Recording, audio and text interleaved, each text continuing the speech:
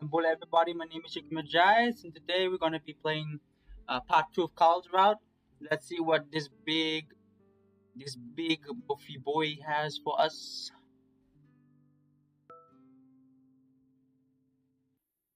Well, this is Raven. It is useful. Look over at Raven as he holds up what looks like a porcelain canine doll of some kind. Maybe. Again, just set aside the stuff you think might be interesting enough for me to take pictures of. Okay. He puts it to the side and starts digging through the tub, rather carelessly again. I sigh and turn back to the binder. I really wish Kyle had agreed to come down. Again, he declined to help me even after Raven arrived. But now I guess I have my answer as to why. More stuff is missing from the tubs, and I know it can't be anyone except Kyle.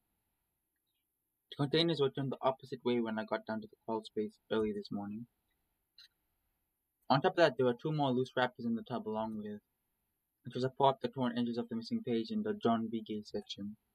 Question, of course, is why would he be doing this? There's absolutely no reason for it.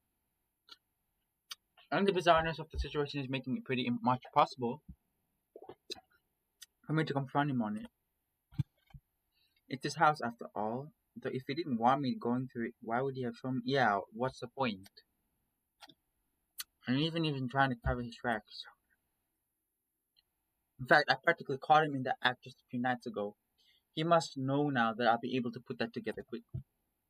I closed the binder, deciding that this will be the last time I'm going through this stuff. If Kyle doesn't want me digging up into his family history, then I'm not gonna fly any further. Hey, look at this.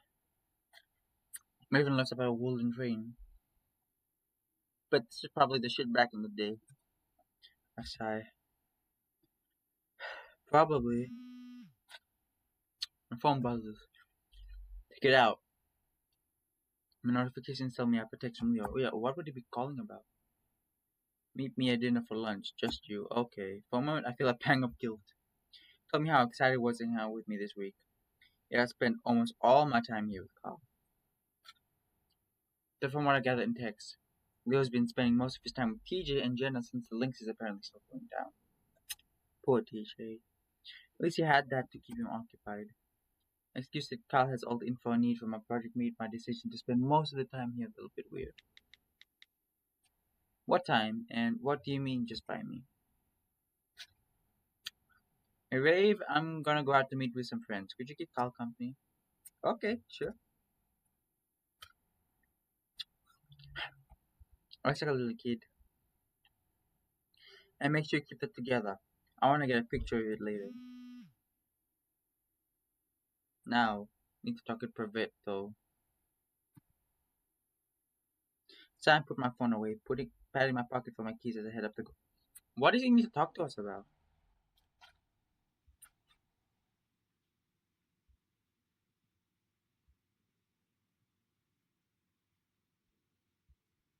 It's eerie quiet. Usually rockabilly tracks I'm playing from the jukebox. Hey, hey man, what's up? Atmosphere is unreasonably awkward, and I blame most of that on the strange state of the diner.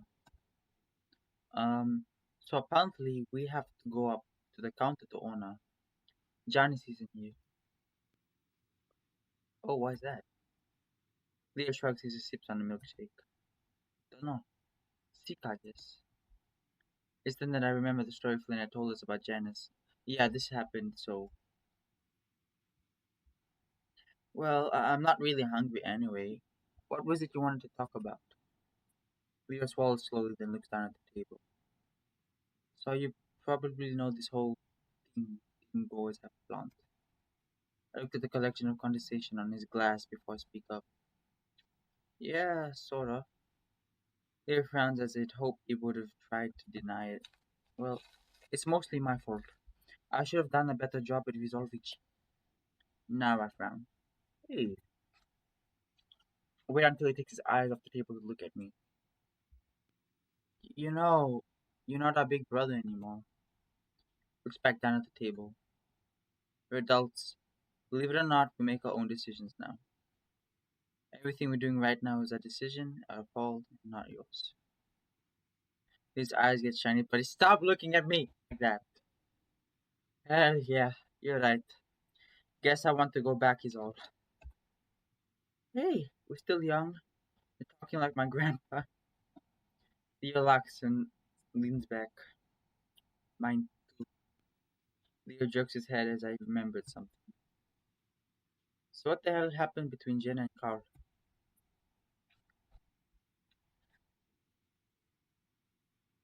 I was actually hoping you could have told me that I had not. She keeps going about him not participating. I told her it was fine, but she can't seem to let it go.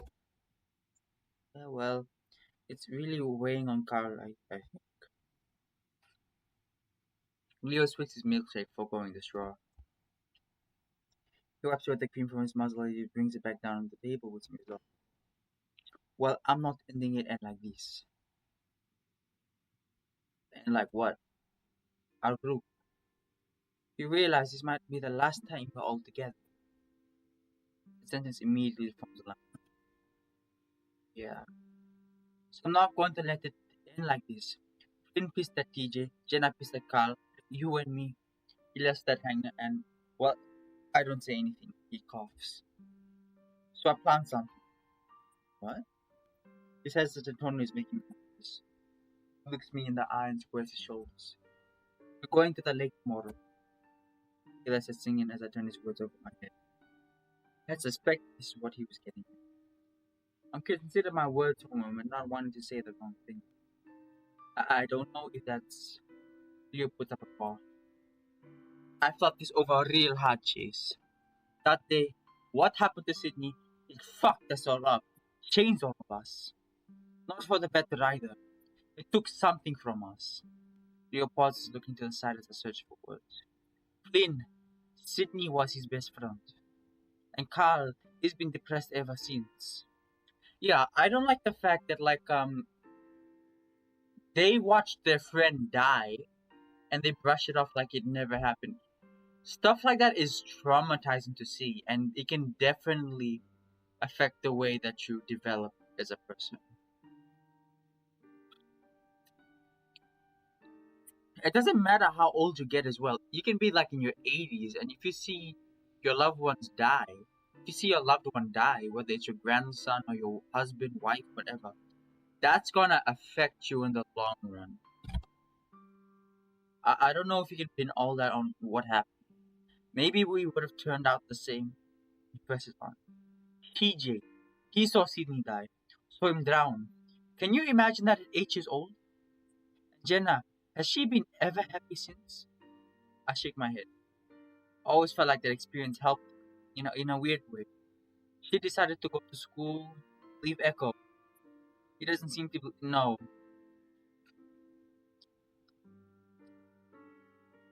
And you, I love you. But you did change the day it happened. Practically a different person.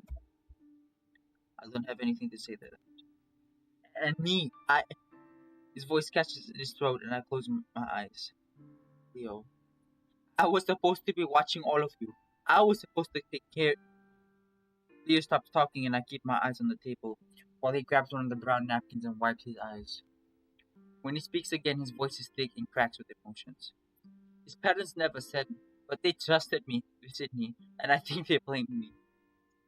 No, Leo. He falls silent.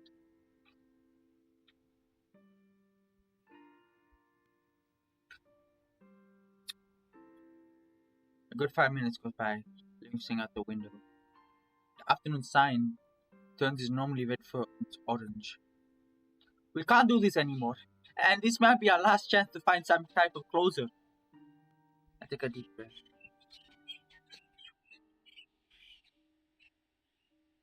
I take a deep breath, swallowing past the lump.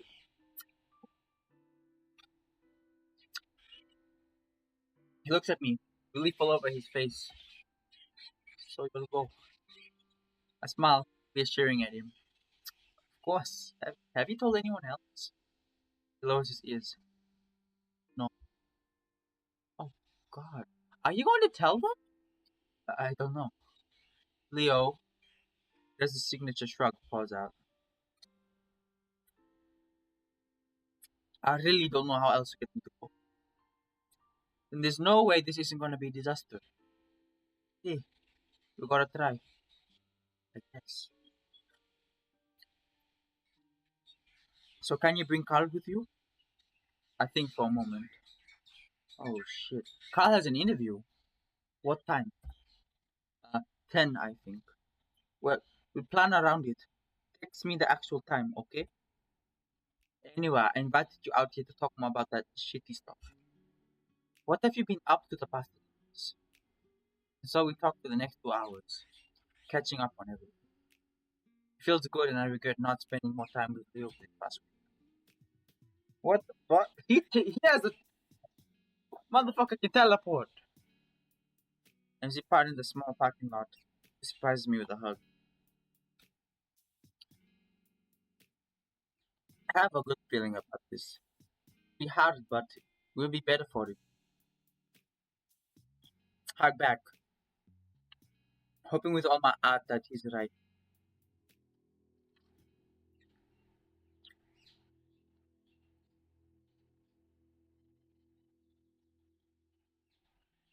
Dude, I just don't know about this. I peek into the bathroom, watching Kyle as he stares at himself in the mirror, running his fingers through his hair.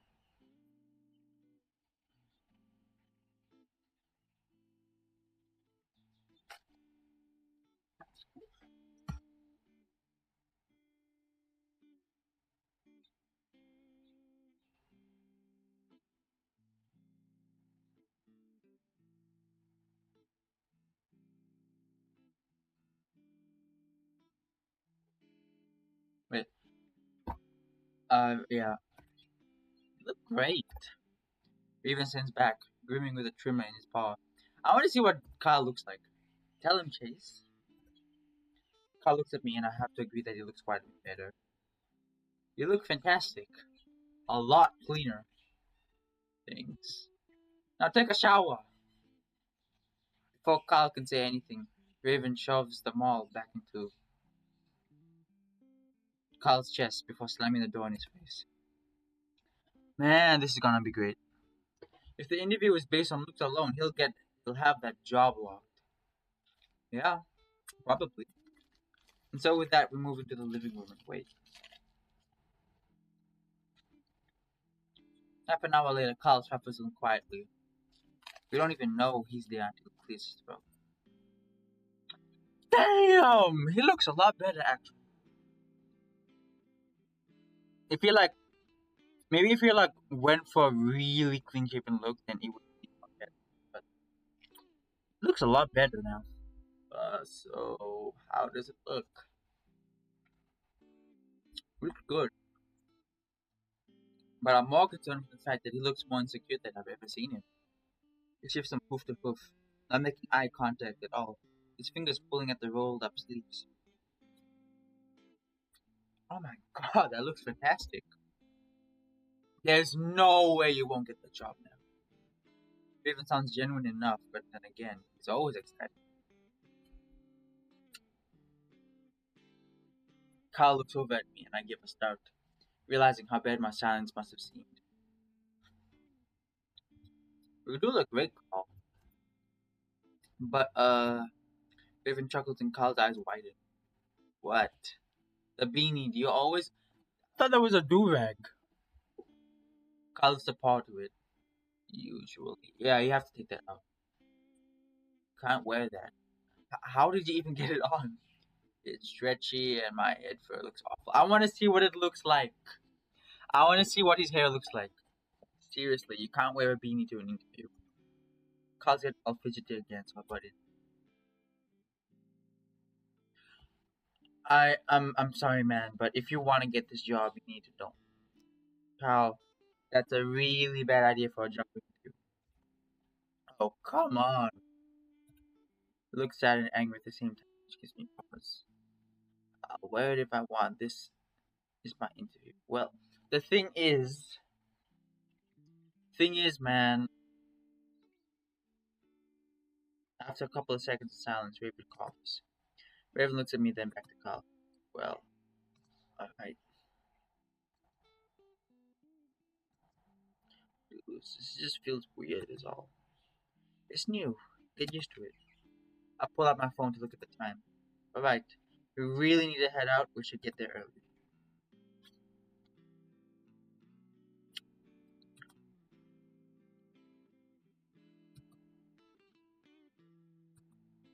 Hey, Raven. What's up?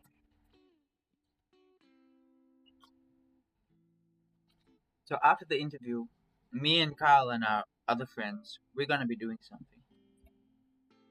Raven raises his brows. Oh, it's not that we don't want you to come. I really wouldn't mind having his upbeat attitude present. Well, surely be the biggest downer of the week. So it's really personal. Oh, really? Yeah, seriously. You wouldn't want to come. We're gonna be talking about some heavy shit. Oh, well, I wouldn't want to intrude. I'll just hang out here then. Yeah, we'll be back soon. Okay, sounds good. But you have to tell me how the interview goes. I know he's going to do amazing. I will. And he will. See you in a few. Kyle looks confused as I come out to the car alone. Where's Raven? So I wanted to tell you this after the interview, so I didn't have more to stress about. What? I pause as I back out, pretending to be distracted so I can gather my thoughts. So Leo wants us to meet up at the lake. Lake? The lake? Yeah. Why? Closure, he says. Kyle says quiet as he drives through Echo, and I swerve to avoid all the potholes. As I merge onto the highway, he finally speaks up. I think that's a good idea. Like, we've been sitting on this for how long? We should do it while we get. Yeah, that's a good idea. I'm not, Mike. I just hope everyone feels the same. Oh, yeah, because that's not everyone's gonna feel the same because Flynn is gonna be very, very angry about it. Jenna might not feel the same way. TJ is probably not. TJ could probably accept it, but then he's also disassociated from that trauma as we saw in the first place.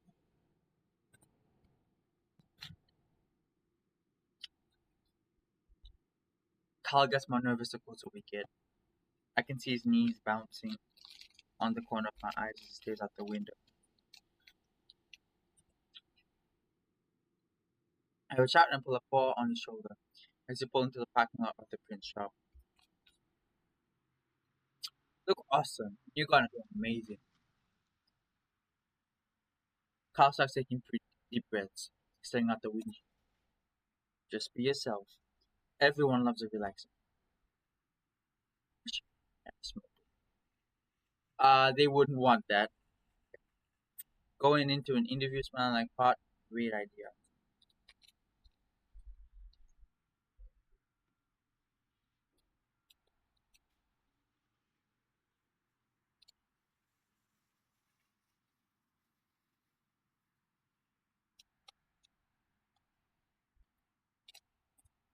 Kyle feels nervous, but otherwise it's smooth. Do you want me to go in with you?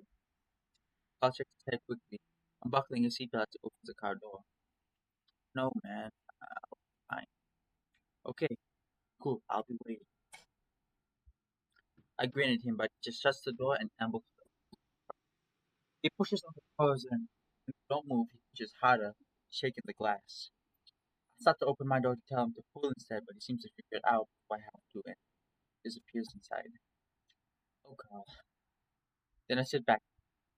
I just take a nap since I've been all night with Raven and Kyle gaming. But the heat beating down through the windows. Put the AC back on, then shuffle to the station. And we find a twangy country at mariachi. I look at the time. 10 a.m. If the interview started on time, then he was probably on time. I sort of wanted to go inside, but I knew Kyle. I settle back again and close my eyes and get some relief from all these. In the doorway, I told and I hear haphazard footsteps. I open my eyes, but I do catch the movement disappearing on around the side of the store, and I lean around. I wait, but Carl, I think it's Carl, just come back from around the corner. Looking around, I slowly open my Carl. Nothing. Carl! I yell it, but he still doesn't come out. Feeling some dread build up in my stomach, I get out the car and slowly walk around the side of the building. It's an alley between the print shop and what I think is a laundromat. Nothing is in the alley except for a few dumpsters and tons of garbage. I step carefully around Carl's stop and close it, wondering maybe he just wanted a smoke. Carl? Something shifts on the other side of one of the dumpsters and I hear something. That is Carl. Wordlessly, I walk around the dumpster to the other side. Carl is bent over, his back to me, paws on his knees. His whole body is shaking and his breasts are red. Holy shit, Carl! I'm at his side and he's rubbing his back. What happened? Are you alright? Such a vomit hits my nose and I don't even look closer to know what's about between Carl's bruises. Carl makes sure to turn his face away from me, not saying a word. Shit. I dash back to the car and open the passenger door so I can get to the glove box. Pull out a few napkins before hurrying back to the ram. Takes them from me wordlessly and I start wiping his face. The last time I seen Carl like this was just last year when he had his panic attack at school. I didn't think he'll have that problem now, after all the therapy and time away. I tried to rub his back clockwise motion like my mom would do. Now that's he's at least not hyperventilating. He said his horns pressed up against the wall, talking deep, taking deep breaths as he wipes his face again. Why do I suck at everything? He says it quietly. He gasps, but I didn't get up. No! Carl, you're fine. Let's just get you home. I start to pull on his arm, but he yanks it from me violently. Don't touch me. I'm stunned into silence. I just stare at him, mouth open. He glances at me and his eyes are red. And once it's not because of me. Carl starts off towards the car on his own, spinning off to the side as he does. Carl, Carl, what happened? He whirls on me. I fucked up. Obviously. Oh, fucking question. His voice breaks apart on the last sentence. He turns away from me. His face starts to screw up. My stomach feels hollow as I watch Carl get to my car. I've never, ever seen him like this. He immediately hunches towards forward, heads in his palms. I slowly walk up to the driver's side door, feeling like crap myself. I sit for a while, waiting to see if Carl is going to say anything. He does. I'm sorry. He blurts it out through his fingers. I look over him, scared to say anything in case I said the wrong thing. It was a disaster. He takes in a deep, shuddering breath. You could tell I wasn't into it right away. I was awkward as he leans back and tugs at his shirt. This shit, this isn't. They knew it, and it got me nervous. I've been nervous ever since I got my clothes, since I got the stupid trim. At this moment, I feel like I've been punched into the stomach. I'm just now remembering the conversation we had on Wednesday. I closed my eyes for a moment and not wanting to believe I'd become exactly what I said it wasn't. What he liked me for not being. We sit in silence for a long, long time until Carl finally looks at me and smiles. God, I mean, we both knew this was gonna happen, didn't we? I don't know, man. And fuck me very much for taking it out on you. It is sort of my fault. No, I'm the one that screwed up the interview. Carl tilts back in his seat. Now with that fuck up out of the way, on to the next one. I force a smile. Sure, you still want to go? Hell no, but I don't think we have much of a choice. I sigh, looking back at the hazy horizon in the direction of where I knew Aka was. Can't wait. Can't wait. So with that, I turn on the ignition and I pull out to the parking lot, leaving the print shop and its alley far behind us. Leo, TJ, Flynn, and Jenna are all gathered around the big table. set out neatly on concrete in front of the rocky shore of the lake. None of this existed when we were kids. In fact, it didn't exist when I lived. I was trying really hard to stay alive. I don't need to get out of the car to gauge the mood my friends are in. Their shoulders slumped, faces turned away from each other. As I park, Leo's ears perked and he turns to wave at us. I take a deep breath and I turn to Carl. You ready? Nevertheless, he opens his door and I steps out and I do the same. The sun beats down on us, but being this close to the lake cools things down a bit. As we approach, I see Leo with his butt up against the edge of the table, while TJ sits next to him. Jenna sits next to TJ while Finn sits across Jenna. When Flynn turns around, he immediately zeroes in on Carl. What the hell happened to you? Drugs, sex, and rock and roll. Out of order, bud. No, I just put it in the appropriate descending order. Flynn rolls his eyes and looks at me. Hey, fuckboy! Maybe you can talk some fucking sense into this idiot. His ears are flat, but he doesn't look at Flynn. Glad you guys could make it. Sure. Carl sits down next to Flynn, and I sit on Carl's other side, across from TJ. The silence that follows is probably the most awkward of the week. Flynn snickers. See? This is stupid. How about we let it happen naturally? Flynn, instead of using every moment to take shots at people.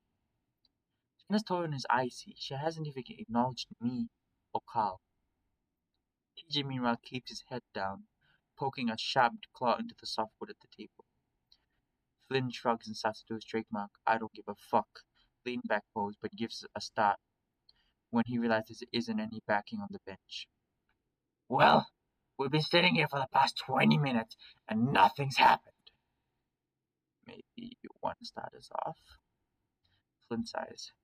Well, we could talk about how I never agreed to this shit. Leo's a complete fucking idiot for forcing this to happen. That I wonder what he thought this would accomplish anyway. That's the start, I guess. Flynn sets his jaw. Of course, talk that would actually get us somewhere wouldn't be for me. And he's not talking. The temperature seems to lower in the impossibly hot air, and I don't look at TJ to see how he reacts. After a brief silence, Leo speaks up. How about we start with you, Flynn? Flynn looks at Leo, brows raised. How do you feel about what happened?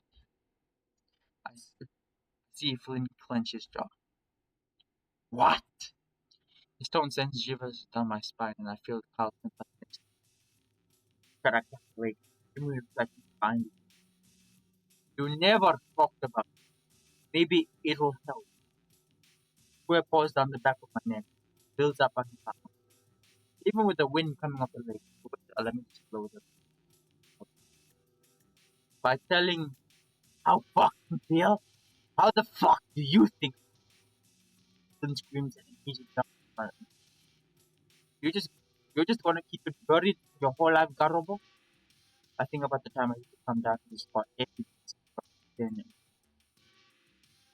This is how you plan to fucking get us for this? By fucking making fun of me. I'm not making fun of you. I'm trying to help you. Taunting someone who's felt like shit for a decade. That's a pretty good way of help. Please, guys. Don't you even fucking talk right. Don't you dare talk to him like that. We all went through this. Calm down, please. Table shakes as Flynn slams his fist on the wood. Tell me to calm down one more fucking. Just shut the hell up. I stand up. Everyone turns to look at me, including Flynn. I don't say anything, instead I just strip off my shirt. The hell are you doing? I don't answer him. Instead, I take off my belt and slide off my pants so that I'm only left in my boxers. Without a word, I head to the lake. It's about 100 yards from the table to the lake, and while most of the way there is sand, a good stretch of it is pointy rocks. I make my way carefully over this section, remembering the numerous cuts I've gotten as kids. I don't look back until I'm right at the water's edge, and when I do, I see Leo following me, in the process of taking his own shirt off. The rest of them are still sitting at the table, but I don't care because this is really just. I step into the water and decide how cool it is before we are. Once I'm waist deep, I dive under the water and pop my feet further away from the shore. I'm neck deep at this point. Back, I can see Carl now, standing at its edge, paws deep in the surf. Behind him, Jen is helping to stare across the rocks. Only Finn remains behind the table, watching us from the stall. Leo owes up to his chest at this point and I swim in a circle around him before diving under and popping up the sneaky water. He splashes water quickly that way. I swim around him some more and laugh at how much fun. He's always a terrible swimmer. I dive under the water again and swim towards the shore, popping up to 10 feet away from Carl. Having fun. Smile a bit more relaxed and as always. Probably because we avoided the situation we've gotten really quickly. To my left, Jenna and Pija sitting on a boat in the shadows. Tija's legs rolled up. Him and Tija seem to be talking, so I decide not to give him the deal. Flynn, meanwhile, is standing up in a humble. Next little while, I swim around, occasionally popping up in front of Carl or Leo. There's a freezing feeling about finally swimming in the lake again, having so much fun. Flynn, after a good 20 minutes, comes out to the shore, leans against, he leans against an old, familiar boulder watching. There's no way for me to know how they're all feeling. If it's liberating like this, Flynn is right in the way. We can't just talk about nothing we say. What happened, happened, and no amount of talking fix it. What we can do, or what I can do at least, is choose to move on. And that's what I'm doing now. I just hope that's what they're feeling. Eventually, I ran out of the exhilarating energy so consumed, and instead drifted to the bottom of the shallow. I lay on my back against the sand, staring up at the murky glow of the sun. I feel my eyelids get heavy as I stretch out against the soft laid bed. It is, of course, a bad idea to fall asleep underwater. If that were to happen, though, I'd probably just try to breathe, getting a nose full of water and immediately wake up. Still, I decided it's best I avoid that, if I can, and force myself to open my eyes again and swim to the surface. Except, I can't. I'm frozen. Every nerve in my body is on fire. I struggle not to panic, to not start trying to breathe because that's all my body wants to do. I close my eyes, will myself. Sleep paralysis usually only lasts about a minute. I can hold my breath for a minute and I've only been on I have heels. Just already starting to burn and this is starting to last a long time. Despite my efforts, panic starts to set in quick. I start jerking my body around, trying to get any. I don't understand why I'm not floating to the surface. I'm not trying to stay in the water. The seconds turn into minutes. Now my lungs are really burning. Something has to be holding me down. Maybe some kind of the water begins to glow red as the blood has spread across the surface above me. Tug and pull, praying that this is all a dream, that I'm back in Carl's room, and that at any moment I'll wake up. Thought it would be this easy. That I tried to turn my head around to hear the voice, right in my ear, underwater. Things go south.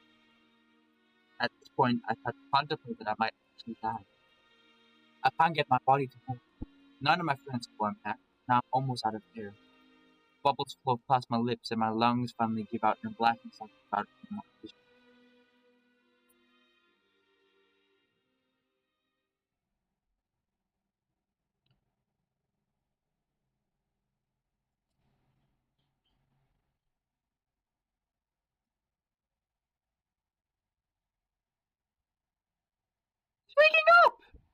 My eyes open slowly, painfully, and I'm face to face with a ram, his muzzle wet with tears.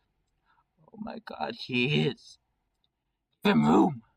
I feel some rough paws supporting my back, turning me on the side. Can you breathe? Yes. Leo's voice is ragged next to my ear. Yeah, no, I'm fine. I sit up and quickly, and a wave of dizziness threatens to topple me over again. I feel movement behind me and out of my field of vision. No, no, no! I can't believe this. I can't fucking believe this. Finn's voice is tone and erect. I barely recognize. Calm down. No, we forced to come here, and then this shit happens. Guys, I need to go. TJ, Flynn, get over here. I feel your support leave me. Carl is still crashed down in front of me. God, Carl's gasping for his dog, and that was just I don't know. Carl grabs my back to rest my head on my paws. Vaguely, I can hear more yelling behind me, and Carl looks up. Oh no! Can you help? Despite my aching head, I turn around and see Flynn chase TJ, grabbing me and throwing me down into the rocks. It doesn't get any further, though, because Leo tackled him with such force that by a good 5 feet before smashing down into the rocks in the sand. Leo wraps an arm around me and yanks up. Carl's gasping again. I tried to put my head on. Carl reaches down to help me. Not okay. Carl steadies me, but I'm distracted trying to see what's happening. Leo's leaning down with his muzzle right up against Flynn's head, yelling at him. Meanwhile, Jen is crouched over TJ. Carl starts to breathe heavily again. He's wheezing, picking up speed. I look over at him and his eyes are glazed, as if he's watching everything from afar. Carl, Carl, what's wrong? I don't want him having another panic. I know I should probably stay and try to help, but I feel so fucked up. Besides, I don't think it will help Carl. It'll help if Carl has a break. I grab his arm, looks at the scene a while longer than planned. Without another word, we make our way back to the car, and Katie barely noticing that I'm touching this. Looking through the windshield, I can see that my friends are still in the same position as them, except now.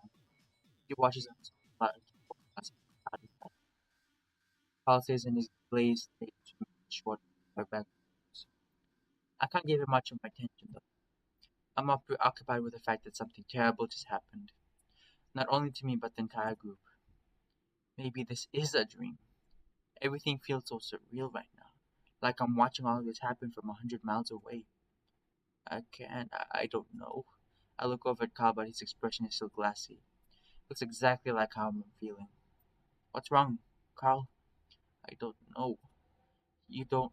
I'm cut off as a large coyote suddenly runs out into the street. Which is it? It's Janice. It's Janice.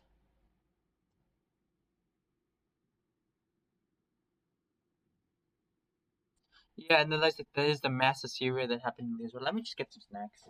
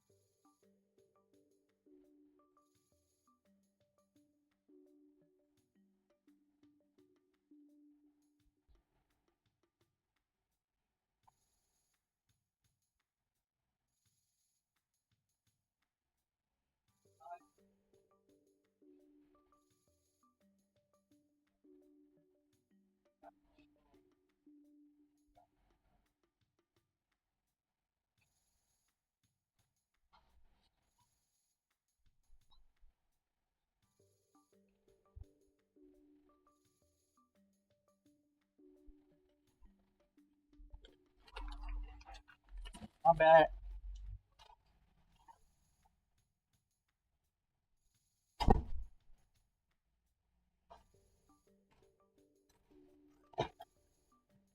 Once we get in the house, Carl heads straight for the stairs.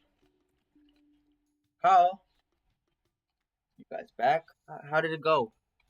Riven's voice called from upstairs. Hey, something's wrong. What's wrong?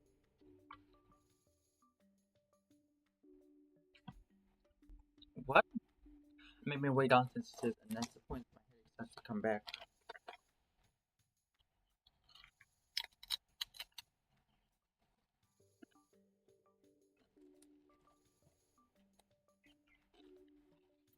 Carl? Yeah, I'd like to know what happened that made Carl uh, do, like, I want to know what happens, like, because in the other route, found him here. Once I find Carl, we're both going to the hospital. I come down to the crawl space, and again, Carl's not there. I reach the familiar row of tubs, but a stack of them have been pulled away from the wall. I wonder if Carl is the one that's doing this. It's a hole about 3 feet high and 2 feet wide. What the hell, Carl?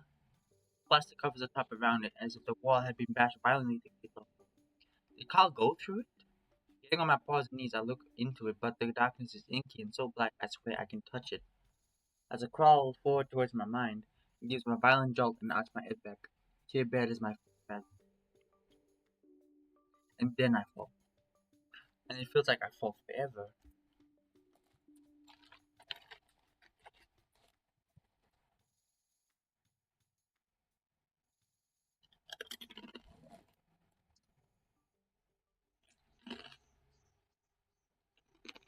Mmm.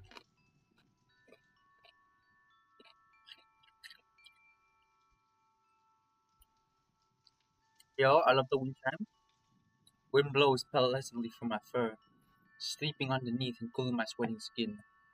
The spell of the desert, sagebrush and dirt overwhelm my senses. Everything is black around me, but there are a million stars above me. I hear the smattering of small feet running circles around my body, snuffing of noses up against my sides and neck, mixed into the sound of the wilder words, languages I don't understand, chanting and singing, the sounds of dancing. In another language, I hear a word or two that I learned from Leo years ago.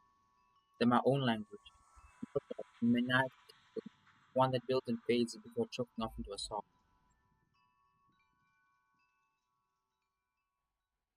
The first feeling I have is one of confusion. I feel stiff and cold as I'm laying back on something hard. I expect to see stars about me when I open my eyes, but instead all I see is blackness. Panic starts to well up inside me. My breathing quickens, and though it's hard and painful, I manage to pull myself against into a sitting position. That's when I see a gentle glow coming from an opening about 30 feet away from me. Where am I? The last thing I remember was the lake. Wait, no. Carl's house is the last thing I remember. We went back to his house after the lake. Did I fall asleep in his house somewhere? I feel around the floor with my hands and I can feel wood underneath me. It creaks as I shift around. Carl? My voice comes out hard and crackly. I have to lick my lips several times to keep them from sticking together.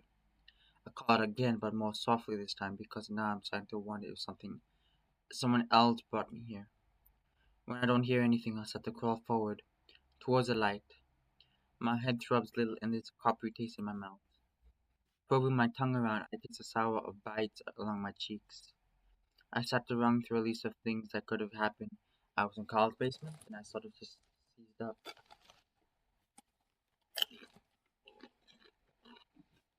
Did someone hit me over the head? I stopped crawling and I started moving my hands around my body and over my head. No, no signs of any injuries. Aside from the cheek bugs, it's really just the inside of my head that hurts. While I do this, lucidity starts to return in waves as if a dam is broken, and all my senses are falling back into places. At the same time, the panic starts to return as I realize how much this doesn't make sense. Someone had to have brought me here, wherever here is. I start crawling again, trying to keep my panic under control. I'm almost to the glow, but it's weird because it's coming from the ground. As I get closer, I hear a sob brushing behind my head. I tense and look over to my shoulder. I'm greeted by the sound of inky black so dark that it almost feels alive, and I get my impression of a giant mouth opening up in front of my face.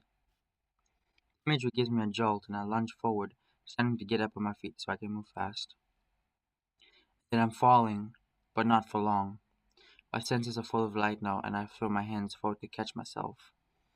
But I keep falling the split second before I realize there's a ladder. I instinctively grab at it, but my head just hits the rungs first, and I flip forward before. Ouch! It happens when we. Ow! Ooh! Oh! I wonder if this is like a pocket dimension thing because he mentioned seeing stars and like people talking different languages. And he also mentions like somebody like speaking in Spanish and then another one. So I wonder if that's like echo before like any of them are born, like I don't know, the 1800s or like when the settlers were there. So it'll be interesting to know if like he just managed to, I don't know, either time travel or like the spirits of the deceased kind of went to talk to him. Because possession does, it seems like possession does happen. Because like Samuel Ayers, that guy in Jenna's route, he was the voice that was in Chase the entire time. And also like that star imagery of being teleported, that also happened in Leo's route. In my super, I feel a cold spiderweb of electricity pulsing from my angle, and that's what spurs me to move. I put myself into a sitting position to clutch at it.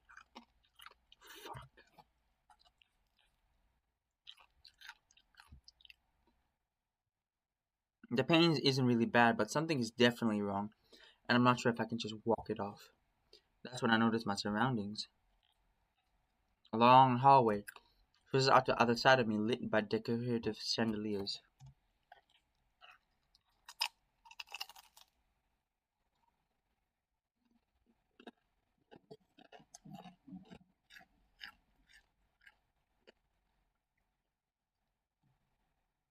Looking up, I see that I've fallen down a drop-down ladder from a small square in the ceiling. What the hell? I look back at my ankle. I wiggle around and immediately feel another pulse of electricity that feels much more painful this time around. I grit my teeth and I spread my hands out against the wall behind me, pushing myself slowly, making sure not to put any weight on my injured ankle. As I'm doing this, I hear a soft clopping sound coming from my right. It's Carl.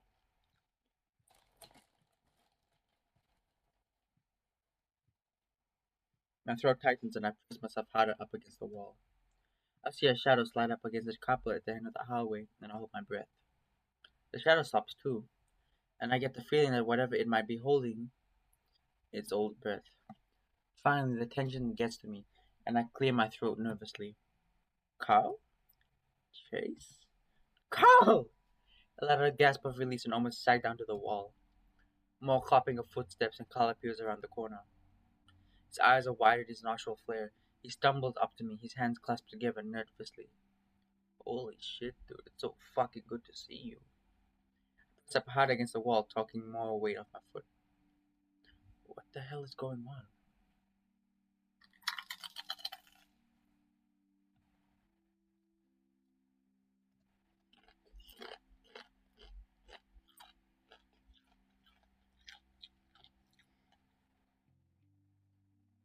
I don't know. I just woke up.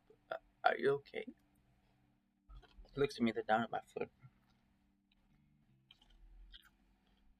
Are you hurt? I just up at the ladder. I fell down that thing. Carl looks up at the ladder and the dark hole it leads up to. What were you doing up there? I don't know. I just woke up in the dark and I tried to crawl out. Shit. Carl bends down to look at my ankle, which is clearly starting to swell. Can you walk? I think so, kind of. Help! Help out, Chase! Chase, I don't know what's going on. I just woke up in my bedroom in the hall like 20 minutes ago. Is this not part of your house? No, definitely not. I was just trying to find a window, but I can't. If we're in a base, this does not look like a basement. This looks way well kept for a basement. And if this was a part of the house, it still looks maintained. Why would they have an attic in the basement? Exactly. I look back up at the dark hole in the ceiling. Maybe it's not an attic. Chase, I'm freaking out. And it shows too. His breathing is picking up. His wide nostrils flaring again. I reach out and I put a hand on his shoulder, giving some reassuring squeezes. No, no, it's okay. Maybe we got really high or drunk or something. What's the last thing you remember? Carl starts clicking his fingers together again, looking away up the hall. The lake, the lake. I remember when we went back to your house, down in the basement, and then Carl frowns. I don't remember. I watch him carefully. But then I remember looking behind the plastic bins, and there was this help. We both jump at the scream coming from right down the hall. Carl and I both look at each other wide-eyed. What the hell? Hello, is someone out there? That sounds like Raven. I started to hesitantly walk up the hallway, and I moved to follow, and immediately regretted as I put weight on my ankle. It's completely stiff now, and pain shoots up into my shin like it's lightning. My gasping causes Carl to turn around in confusion, then his eyes light up when he sees my leg. Oh shit. Here. It's sturdy and strong, easy to lean against, and I sigh with relief as I take the weight of my injured ankle. Somebody! Hobble our way down to the hall, following the sound of Raven's panic voice.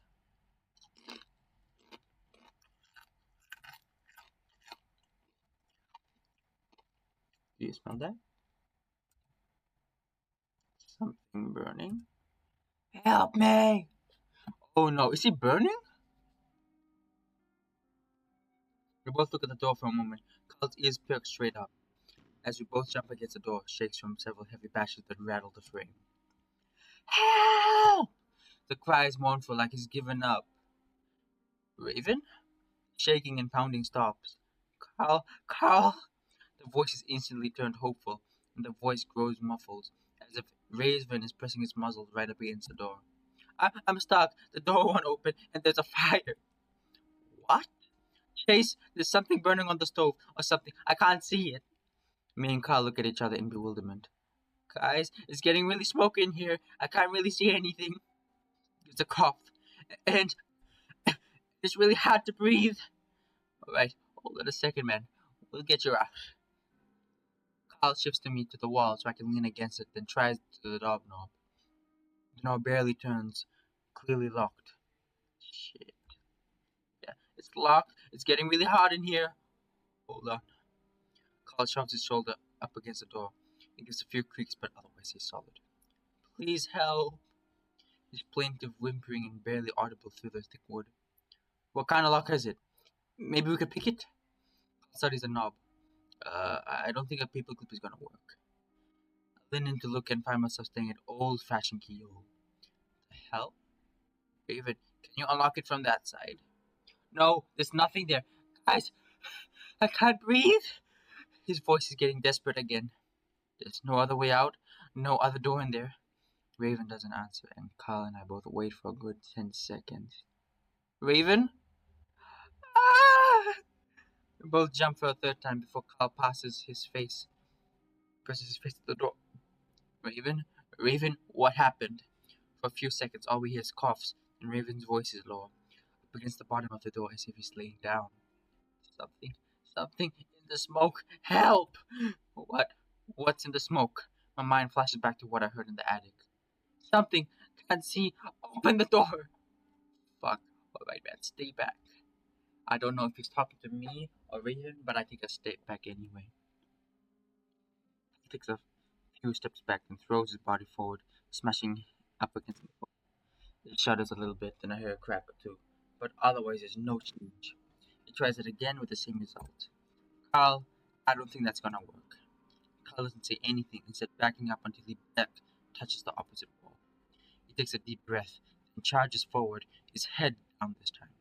Instinctively, I close my eyes, imagining Carl snapping his neck right in front of me. The impact is much louder this time, and is accompanied by a crunch. When I open my eyes, it's not Carl's neck that's broken, but rather the wooden door. Thank God. Carl's head is completely busted through the door, so that his head is poking through the other side. I stare, expecting to see the tendrils of black smoke snaking out the broken door, but there's nothing. Carl sets his hand on either side of the door, apparently taking a look around. Raven, you okay? I walk up to Carl's side to put a hand on his back. Carl, what is it? Is there a fire? Carl braces himself up against the door before pushing back, yanking his head up to open. He comes up with a bunch of wooden splinters clinging to the head fur and beard and sweatshirt. Nothing. I duck down and look through the opening as well, taking care to keep weight off my injured foot. I'm greeted to the sight of a brightly lit dining room and kitchen, but it's clear, no smoke in sight. It was it was completely black here a second ago. I look down at the trembling voice of Raven before me, and I see the husky curled up, his head poking up from a fetal position. Chase, hi. I don't know what happened. There was smoke everywhere. It's like when you open the door, it's all got sucked out. I sniff and I can't even get a whiff of smoke aside from the residual taste I still have of it in the back of my throat. I hear a clear next to my head, and then I look over to see the doorknob twist. I put my head out to the hole and Carl pulls the door open. Are you kidding me? It was locked, right? It was definitely locked. Raven gets up, brushing shaky hands down his shirt. You okay, man? Yeah, just thought I was gonna die for a second. I watch as Raven struggles to keep his ears perked. What happened? Raven takes a deep breath. I don't know.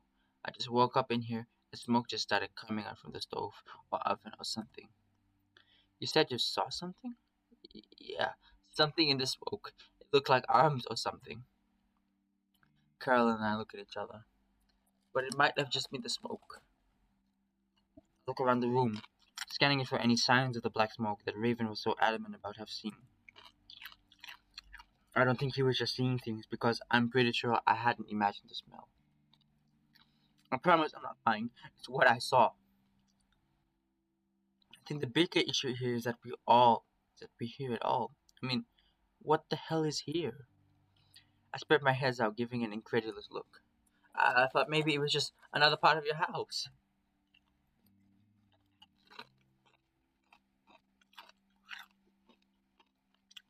Raven looks at Carl. I mean, I went downstairs after you guys and I found the hole.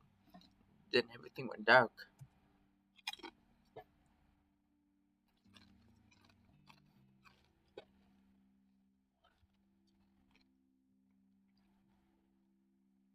Carl looks down. Same here. I followed Carl. We both look at Carl, but he doesn't say anything. Instead, just moving past Raven to the large kitchen right next to the dining room. I hobble after him, then reach out to lean against the counter. I try to gather my thoughts. Everything still feels dreamlike, surreal, and my thoughts are sluggish. Carl, do you have any idea what happened? I mean that hole. Did you go there too? Carl sets his hands on his hips, eyes wandering around the room. Honestly, I can't remember anything that happened after the lake, man. Raven casts a sidelong look at me before moving next to Carl. Well, maybe it will just take you a second before you can remember. I was really confused when I woke up here. I was curled up over there at the counter. Raven points to a marble top counter under a row of dozen pans hanging from a fixture attached to the ceiling. We stand there in silence as, I imagine, we individually absorb the situation we're in. Carl, are you sure this isn't some extension of your house? Maybe something that leads out of the crawl space?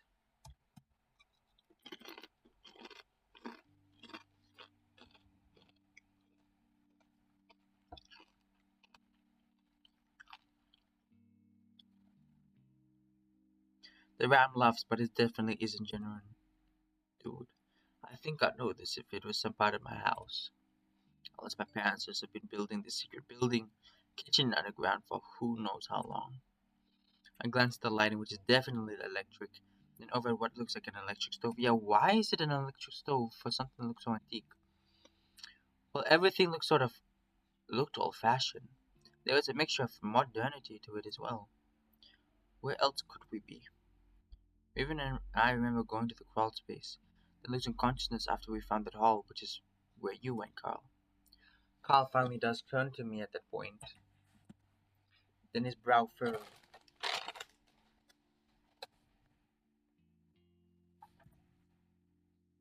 You think I had something to do with this?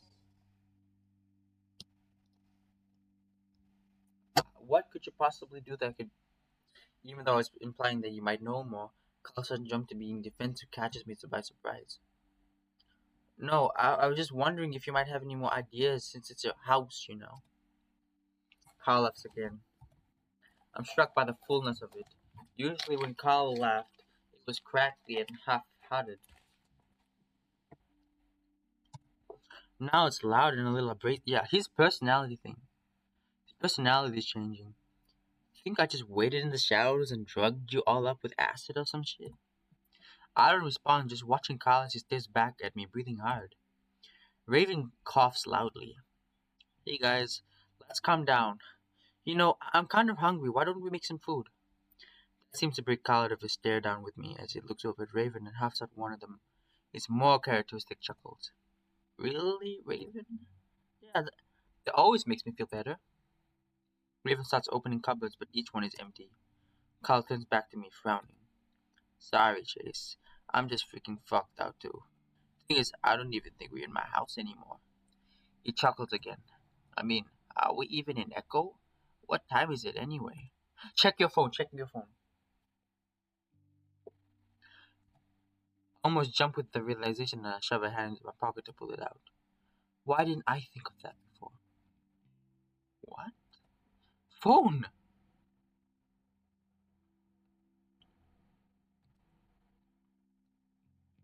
Are you kidding? Charge your damn phone! I hold the power button down, but nothing happens. I look up to see Raven and Carl getting similar results. Raven shaking his as if that's going to help. Carl shakes his head. Were we out that long? This is crazy. I press a hand to my face for a moment. I had the idea that this could be some sort of dream coming to mind. I remember after taking an overnight job back when I was a freshman and how that fucked up my sleeping schedule. Oh yeah, you keep talking about that. That in turn gave me all kinds of fucked up realistic dreams. Sleep paralysis plagued me to the ends of my wits, and I remember one time that I was being able to get up. I was stuck in bed, but each time I sat up and thought it was over, I'd end up sort of waking up again, still lying down, stuck in my paralysis. Dreams within dreams within dreams. No food either. My scattered thoughts collect together long enough for me to decide on the next course of action we should take. Alright, this is stupid. We should go out and look around. We'll find the way out eventually. Yeah. We need to do that. I looked around a little, but I didn't find anything. I gripped the can a little more tightly as I felt a slight wave of dizziness come over me, making everything feel even less real. But the pain that's shooting up from my ankle is very real, and just a glance down at that ever-growing swelling confirms it. The suspicion that we've somehow been drugged grows, but I don't want to upset Cal again, so I don't mention it. Okay, yeah, let's just stick together and go. We'll find the way out. I'm hungry. We can eat when we get out. There's no food here anyway. I turn, and even though I do it as lightly as possible, the moment I set my right foot down feels like 100 needles pierce into my ankle. Oh, fuck.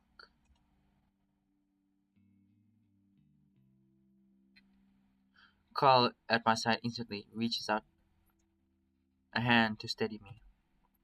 Dude, you're right. What happened? I lean all the way on my counter at that point, just letting my foot dangle as I hold it onto the ground and painful. He fell down a ladder and landed on his foot wrong. What? But it's only now that it's really starting to hurt. I say though, gritted teeth. The pain is actually making me sweat, and I'm realizing that I might have done more than just sprain it. I don't think I can walk like this. How did you fall down a ladder? You woke up in an attic. Here. Carl hunches down in front of me. My stupefied brain thinks a butt sex joke, but I manage to keep it canned. You sure? I can just lean against you. The dick thump. Besides, it looks like you can't walk at all right now. Hesitantly, I let go of the counter and let myself sort of fall forward around the man's back. He's sturdy and barely budges as I lean at my weight onto him. Carl reaches back with both hands and hitches my legs off the ground as he stands, and I feel all the muscles in my back flex as he does. Damn, Carl, you work out? Carl grunts. Little bit. I move my head to the side to keep from locking my nose against his horns. It's a smart move because then Carl nods his head in Raven's direction. Hey, I know this is kind of fucked up, but maybe grab a kitchen knife. Raven raises an out. Why? I immediately see what Carl's getting at. We have no idea where we are or who put us here. Might be safe to be ready to defend ourselves, you know. And you said you saw something in the smoke. Raven's eyes widens, but he reaches out to slowly pull a knife from a silver-looking knife block. The husky frowns at the shing sounds it makes. His ears down and elbows in. It's clear he's never used anything as a weapon before. But I can't blame him. Neither have I don't know if I should be the one to do it though. Well, not strong enough to hold chase, so I got my hands tied. He looks back at me. If anything happens though, I'll have to drop you and help him out, okay, man? Chuckled softly. Yeah, no problem. Let's just hope that doesn't have to happen. And with a shaky husky in the lead, we set off back into the hallway. Immediately, it's clear that whatever we are isn't very large. Four identical hallways lead up against in the perfect square. Each hallways have three doors on the right, one on the left, and a hatch in the ceiling that leads to the attic. What also becomes immediately clear is that the door on the left leads to the kitchen. But from the kitchen, there's only that one door out. Each time we open the door to the kitchen, we come to realize that the angle in which we entered it is the same. The first time this happens, we're mostly just confused, wondering if maybe we backtracked somehow. After the second though, Raven laughs. This isn't real! We're on drugs or something. But we're all seeing the same thing. Oh, I'm just having this dream. None of you are real, huh? The husky's voice is bordering on crazy. That paired with his grin, pairing with him holding a knife, is slightly disconcerting. Carl huffs, hitching me up higher on his shoulders. Alright, calm down. Just don't think about it. Let's try the other doors. I'm a little surprised at how well Carl is taking all of this. I wonder if part of it has to do with any of the weed that might still be in his system. We start trying the doors on the right, and this time things are different. First door opens up to a wall, just an extension of the beige color of the wall surrounding it. We stare at it for a few moments, and for the first time, I get a deep, unsettling terror in the pit of my stomach. I manage to keep it from rising to the surface, but all this bizarre imagery combined with the surreal haze is making me feel sick and claustrophobic. There's definitely not the way out. On to the next door. Carl chuckles again, and I feel myself clinging to his attempted humor, just trying to keep myself sane. The next door opens up to what looks like a bathroom. Definitely not a modern one, though, since it's complete with a bull chain with a high tank. Well, at least we got all the essentials, right? The next door reveals a room full of tools and chains hanging from the ceiling, along with a sawhorse. The walls, though, are lined with wood planks, and Carl gently sets me against the hallway wall before hiring in and peering at the wood. Fuck, it's just concrete behind it. I don't bother to ask what the hell is going on. I'm just starting to accept that where we are, we can't be explained. More doors are open, 12 in all.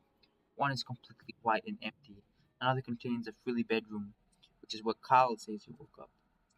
Further along, we came across what looks like an office, along with a room decorated with sofas and a chandelier. When we reach one of the doors in the last hall, though something is different. The first thing I notice is the smell. Though it's faint, I can tell it's sweet in the most disgusting way possible.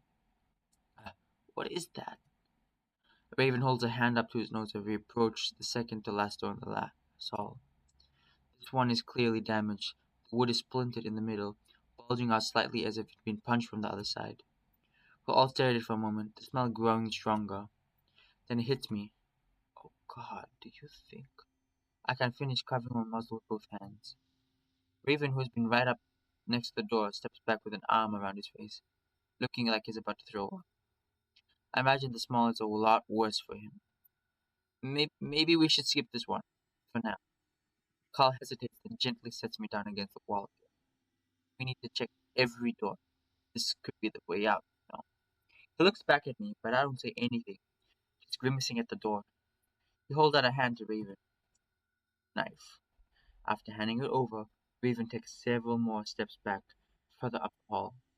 I press my hands with my muzzle, readying myself to shut my eyes. As Carl turns a knob, I grit my teeth. This room has no illumination, therefore we have to rely on the light from the hallway to see inside. As the light from the opening door spreads across the room, I see that it's rather simple. The walls are concrete, peppered with craters and rocks. The floor is smoother, but with webs of cracks in its surface. I can't see the ceiling, but I do see what's hanging from it. Once the door opens completely, there's enough light to fully take in exactly what it is. A noose, a frayed and old-looking, but unmistakably a noose. Carl stares at it, then sticks his head into further to look back and forth before stepping back to close the door. What was it? Raven calls from up the hall, his hands clasped nervously together.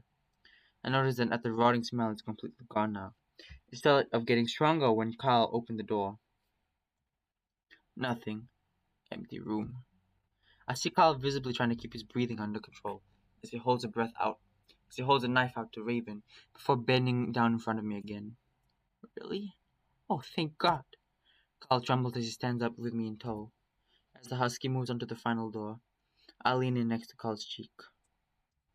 You okay? Did you see anything? He turns his head towards me, mine touching his cheek to mine. Aside from the rope, no.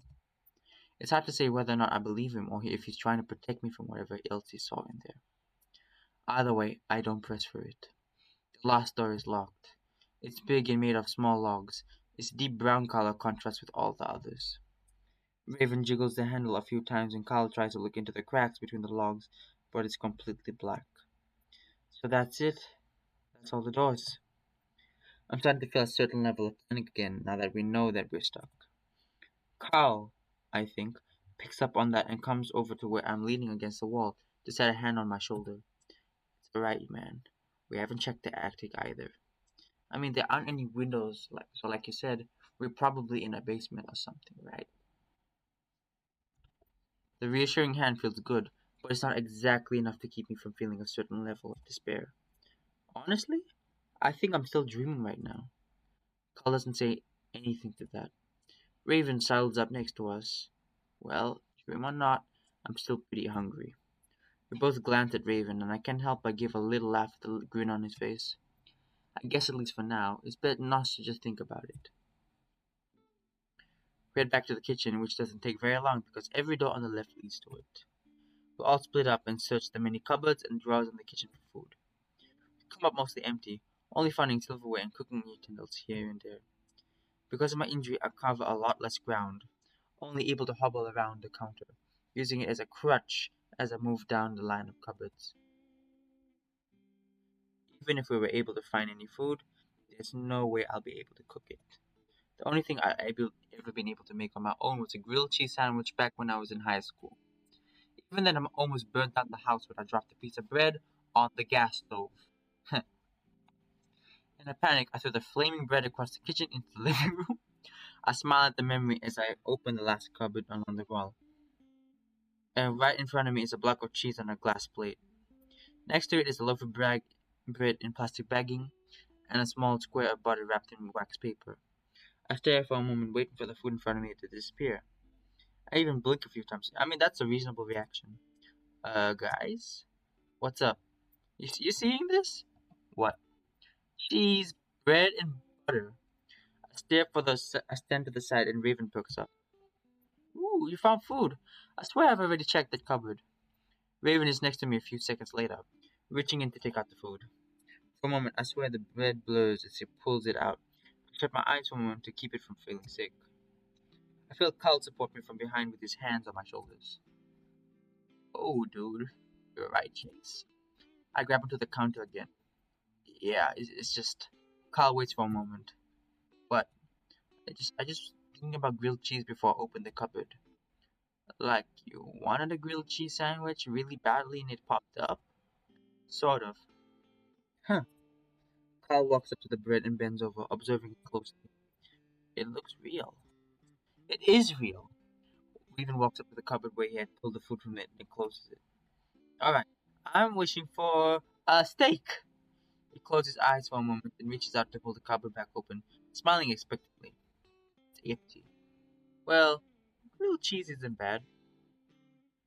Raven moves down to the counter to grab one of the pans hanging from the rack. Carl moves over to my side as Raven turns the gas stove on with a click, click, click on the igniter. Dude, I think one of the most important things to do right now is to stop questioning the place. We just can't make sense of it. I fold my arms. It has to be a dream. Carl puts an arm around me.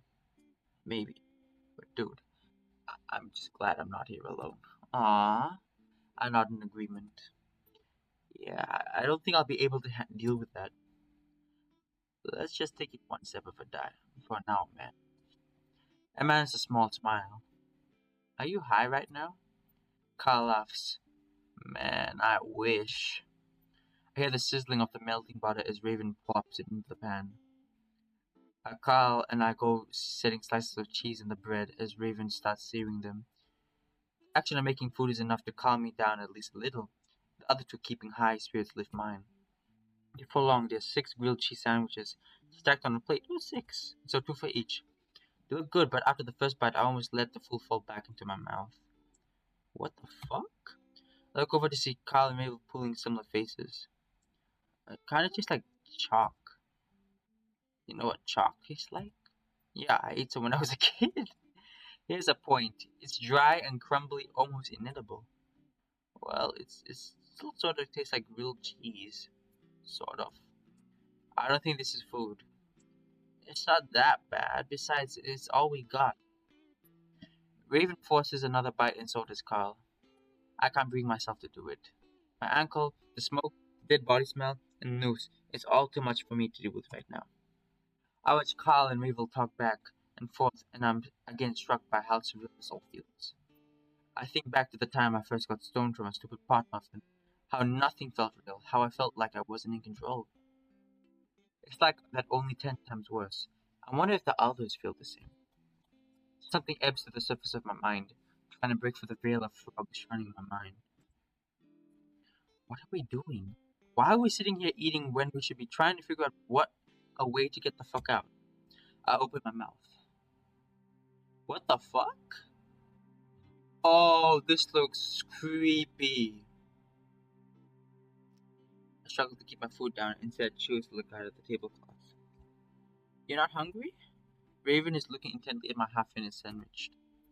Nah, you can have it. I slide my glass plate across the table to Raven. Carl watches me, but he doesn't say anything, slowly chewing. I subconsciously note that he's eaten around the crust, leaving those on his plate. It's like discussing what might be able to do here, other possibilities on how we can get out. The attic is really the only place we haven't been yet, but because it's so dark, we're not sure about going. Well, why don't we sleep on it? Figure about what we'll do when we wake up. Raven yawls whitely. That sounds good to me. Feels like it'd been hours. It does feel that way, but without our phones, it's really impossible to tell. Leaving our plates when they are on the table, Raven leads up back into the hallway. It takes us a few minutes to find the right door, considering everything looks identical. Though we take special care to avoid the damaged door. As Raven moves into the bedroom, Kyle leans against the wall, turning his head to talk back to me. Hey, we're gonna be alright, right? I look back at the one green eye I can see and will myself to squash the boiling pit of dread in my stomach. Okay, it's just I can't believe this is happening. I got you. I just wanted you to know I'll be here for you, okay? I look back at his gaze for a while, to the point where I think he's getting uncomfortable. I sigh. You guys are just acting real weird about all this. Yeah? Well, I guess Raven is being Raven, but you're just acting different. Really? How? I swallow. Just yesterday you were throwing up over a job interview, now you're level-headed one while I'm freaking out. I laugh a little. I just don't understand what's going on with them. Carl sets me down against the wall, then turns to me with a hug. Hey man, I don't know either, but I'm just trying to keep it together too. The hug surprises me, but I take it gratefully. I stare over his shoulder at the uniform alley hallway. Despite Carl's effort, the worrying feels return. Raven pokes his head around the doorway. Hey guys, the little sofa thing is awesome. I'll sleep there. You two can have the bed.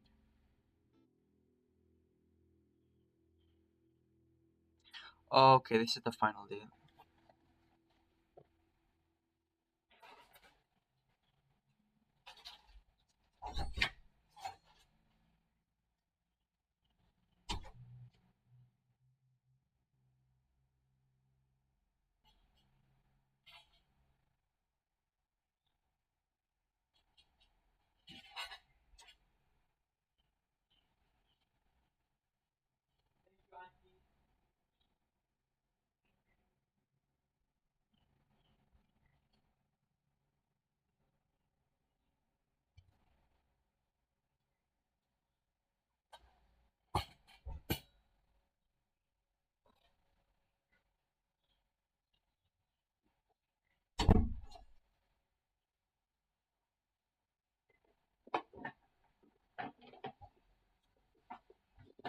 And of course, I dream.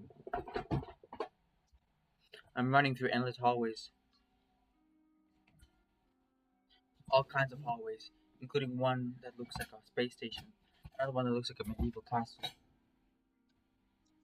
Each one I run into locked doors because of this. I can only move through the halls, never knowing who's behind those doors.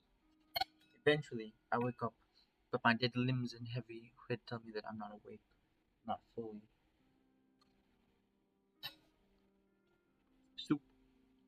Oops. I brace myself and shut my eyes again. My head thumps and stomach churns with the disappointment of knowing I'm still in that fucking bedroom. The one that tells me I'm still stuck in a nightmare, that's beyond the one I'm currently in. I feel things move around the room. I things that sound like whining, crying, and screaming. Then I hear something in the ceiling, moving above me. It has many legs, like a spider that weighs hundreds of pounds. And then I'm free. I hold still as a gradual release of the paralysis sleeps into my muscles and joints. At this point, I feel like I mostly learned how to cope with the nightmares. That, though, would make me happy if I wasn't so crushed that I'm still here in this actual nightmare. Immediately, anxiety rises back up in my chest. I realize how fucked up this actually is. How much sense this doesn't actually make.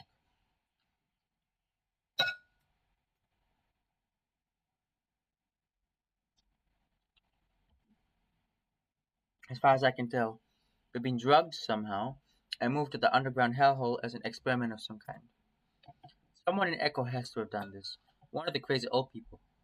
I wouldn't be surprised if Duke was responsible for that. Question is, why would Duke do this? Because we've seen time and time again that he did it in Leo's and Jenna's route. He did it because he wanted to stop the evil that was happening, and he was gonna, well, sort of kill us. So probably built this underground maze just to watch us lose our minds. Probably getting off to it at the same time.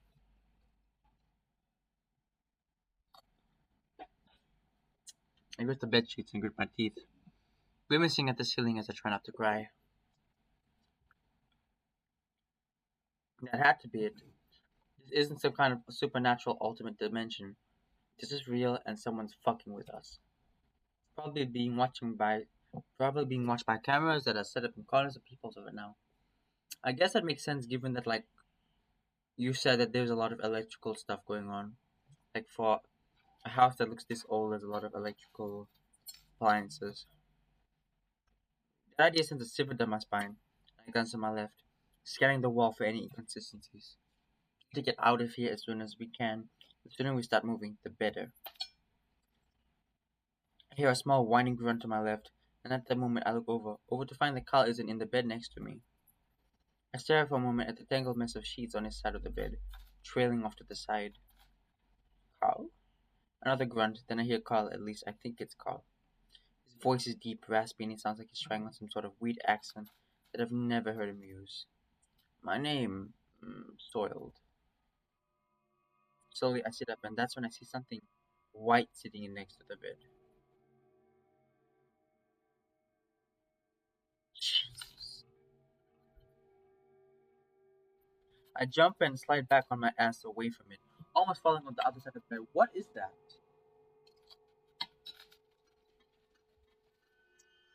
Is that like one of Carl's ancestors? Staring at it a few seconds longer allows me to make out the clear shape of the horns under a bed. Carl is sitting next to the bed with a white sheet over his head, swaying back and forth gently. What the fuck, Carl? I shout, whisper to him, my earlier exclamation sounding way too loud in the quiet room. I look over at Raven, but somehow he's still curled up on the sofa, fast asleep. Returning my attention to Carl, I jump again as I see that he's staring straight at me, or would be staring at me if there wasn't a sheet in the way. Carl, what are you doing? Isn't fucking funny at all. I push myself off the bed, leaning against to take the weight off my swollen ankle, now to twice its original size as I stand in front of Carl.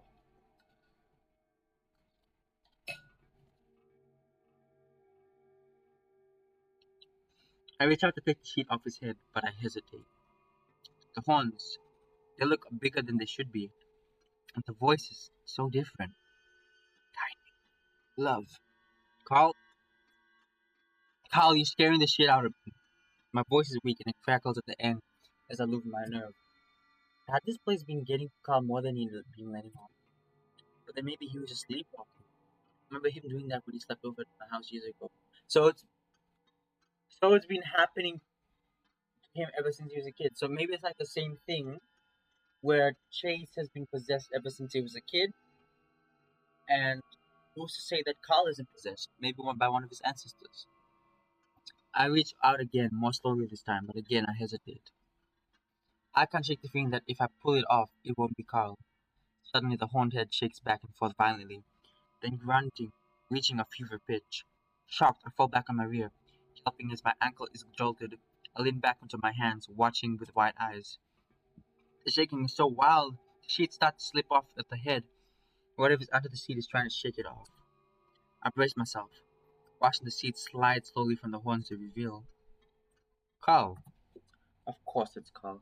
He stares back at me with bleary eyes like he just woke up. I swallow hard. Carl, Carl, what are you doing? He's silent for a moment, then finally speaks. I know what to do. Where is it supposed to be looking? Anywhere. But I know it's here. I lean uselessly against the dining room table again, watching them. But in my mind, trying not to lose my cool, trying to absorb everything Carl has just told me. You said James Hendricks himself came to you in a dream, right? Carl huffs but doesn't look at me. Yup. And he told us that you had to find something. Carl gets down on his hands and knees and looks under the stove. I know it sounds stupid, but that's what's happened. I frown. You know I had a dream about a giant spider crawling through the ceiling, but it doesn't mean that I'm going to be searching around for a spider in the ceiling. No, this is different. I've never had a dream like that before. He stands back up and looks right at me. It felt like he was actually in my brain, telling me, yeah, you would know about that, Chase. I look back at him for a while, not wanting to tell him that he's growing crazy just like I am. Well, it's kind of vague to just tell you that you need to find something, isn't it? He told me other stuff. Carl moves closer to me, starting to look through the various decorum of the dining room.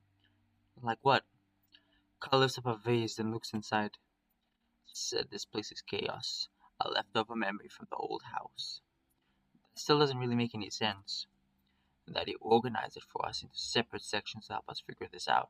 and clear his name so we can get out of here. How is clearing James Hendrick's name going to end this? I threw my hand in the air to just at everything that this is. I don't know, man. You're the one that kind of accepted that this is a screwed up reality. Kyle bends down to look under the dining room table then stands up right in front of me. What else do we have to go off on? Hey, I found something weird. We'll look at Raven who holds up a corkscrew.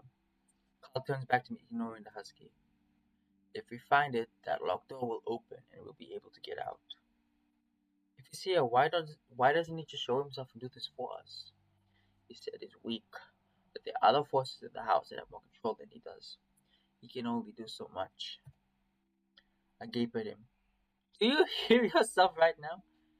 Carl frowns and moves past me. What does his name even need to be cleared off? I feel tears starting to sting my eyes again because now I think I'm the only one who realizes how crazy this all is. Don't you guys guess what actually gone on here?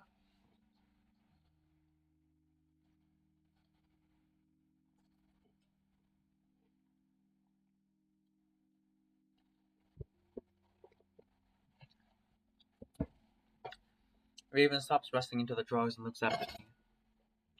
You okay, Chase? No, because someone fucking kidnapped us and put us into this crazy maze dungeon, and we should be trying to figure out how we can get it out. It's quiet for a moment as Raven and Kyle exchange glances. It's okay, Chase. We're gonna get out of here. I lean my head back in despair, about to cover up my face with my hands while something catches my eye. In the chandelier, a small white envelope is wedged between the glass ornaments. I squint to make sure it's not my watering eyes creating an illusion. Yes, there's definitely an envelope up there. Diamond patterns from the crystal cast across its surface. Guys? Carl ignores me as he continues to shuffle through things on the counter behind us. Carl, I found something. I point straight up at the chandelier above me. Carl stops, then finally moves next to me, looking up. Is that a letter? Looks like it. Do you think... Is that what you're looking for? Carl gets up on the table, wobbling slightly as he reaches up to pull the envelope from the crystals. With a heavy thump, he drops back down to the floor. I'm still skeptical at everything right now, but as I get a closer look at the letter, I think I start to recognize it. That kind of looks like the same envelopes your mom collected. Carl picks up the envelope, turning it over. Kind of, it just says John on the John B. Gay. Carl opens the flap to empty out the contents. Isn't that the guy that? Whoa! That lights up as being struck accompanies the flash. I wonder if what is it? I wonder if like Raven found something that was similar to it. Like he found something that James wanted to have found, and that's what caused the entire smoke thing to happen. It's on fire. Shit, put it out. I simply wonder if the light had somehow set the lighter on fire. As Carl trying to smother the letter with a sleeve.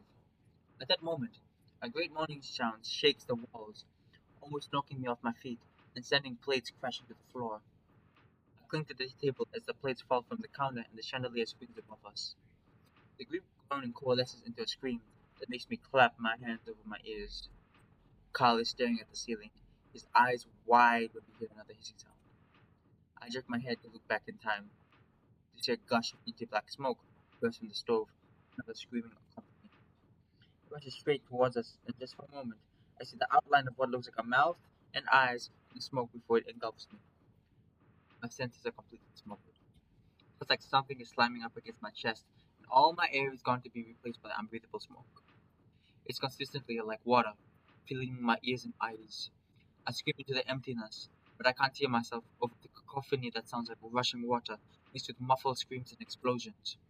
I fall to my knees, then curl up on the ground into a ball, just praying that the savage thing that killing me would stop. Inside starts to give in something grabs the scruff of my neck and yanks me up so violently my teeth clack together. The fingers are unmistakably hoovered. Let me, you fucking idiot. Then I'm shoved forward and I find myself laying flat against the dining room table. Completely blind, I feel around before finding the letter. I clumsily ripped the envelope apart, grabbing the letter inside. Like a massive vacuum being turned down, the smoke is sucked out of the room, along with the horrible screaming and roaring. In an instant, the room is quiet again, and I slumped back to the floor, gasping for breath.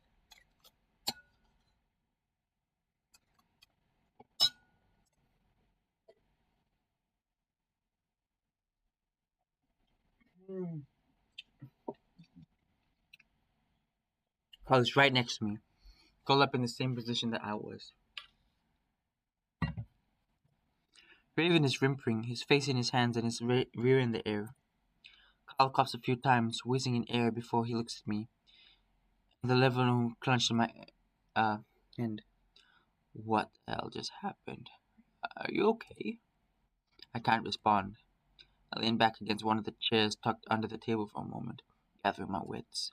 Carl? Yeah? If that James guy tells you anything else, just tell me and we'll do it. Carl breathes heavily in response. Raven, you okay? Raven sits a few feet in front of us, his knees flung out as he gasps. Good. You know, that's what I saw yesterday. Yeah, I get it. Why do you sound so nonchalant, Chase? I give a short, humorless laugh. That, and I'm also done asking questions. I just want to get out of here. After a few minutes of catching our breaths, I turn my attention back to the letter.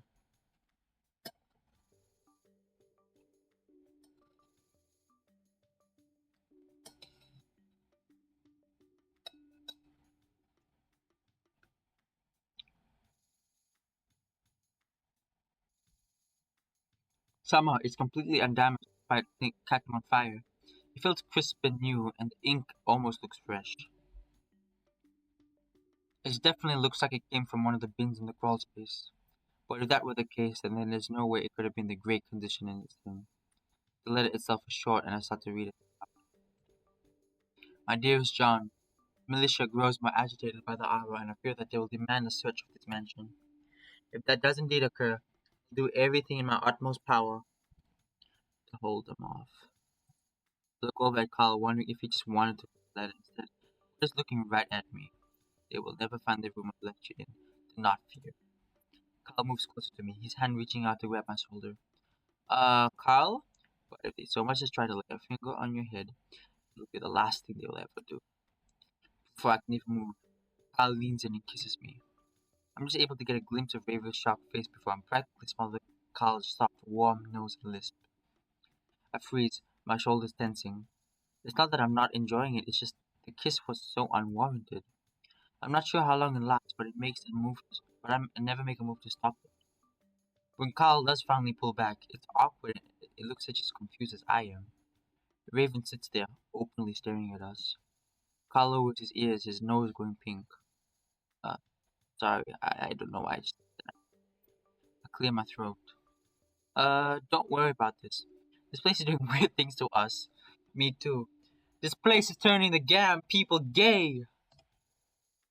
Aw, that was cute. Raven, could you help me out?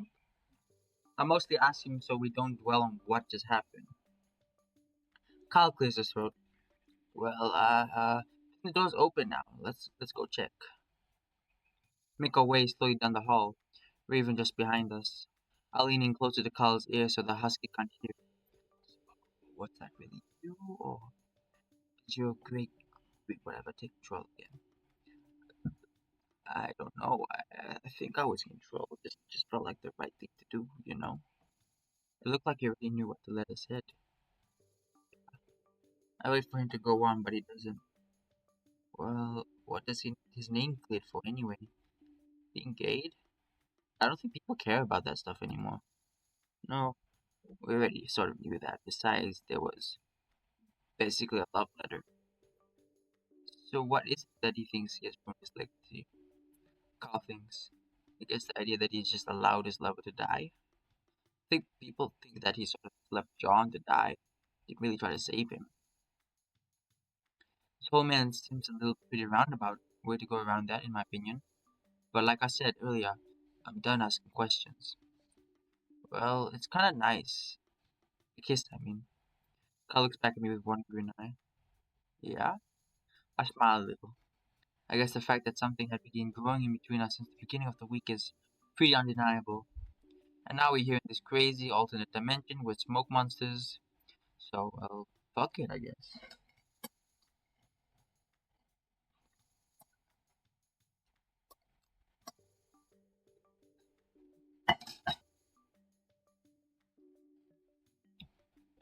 I lean forward and kiss his big soft cheek.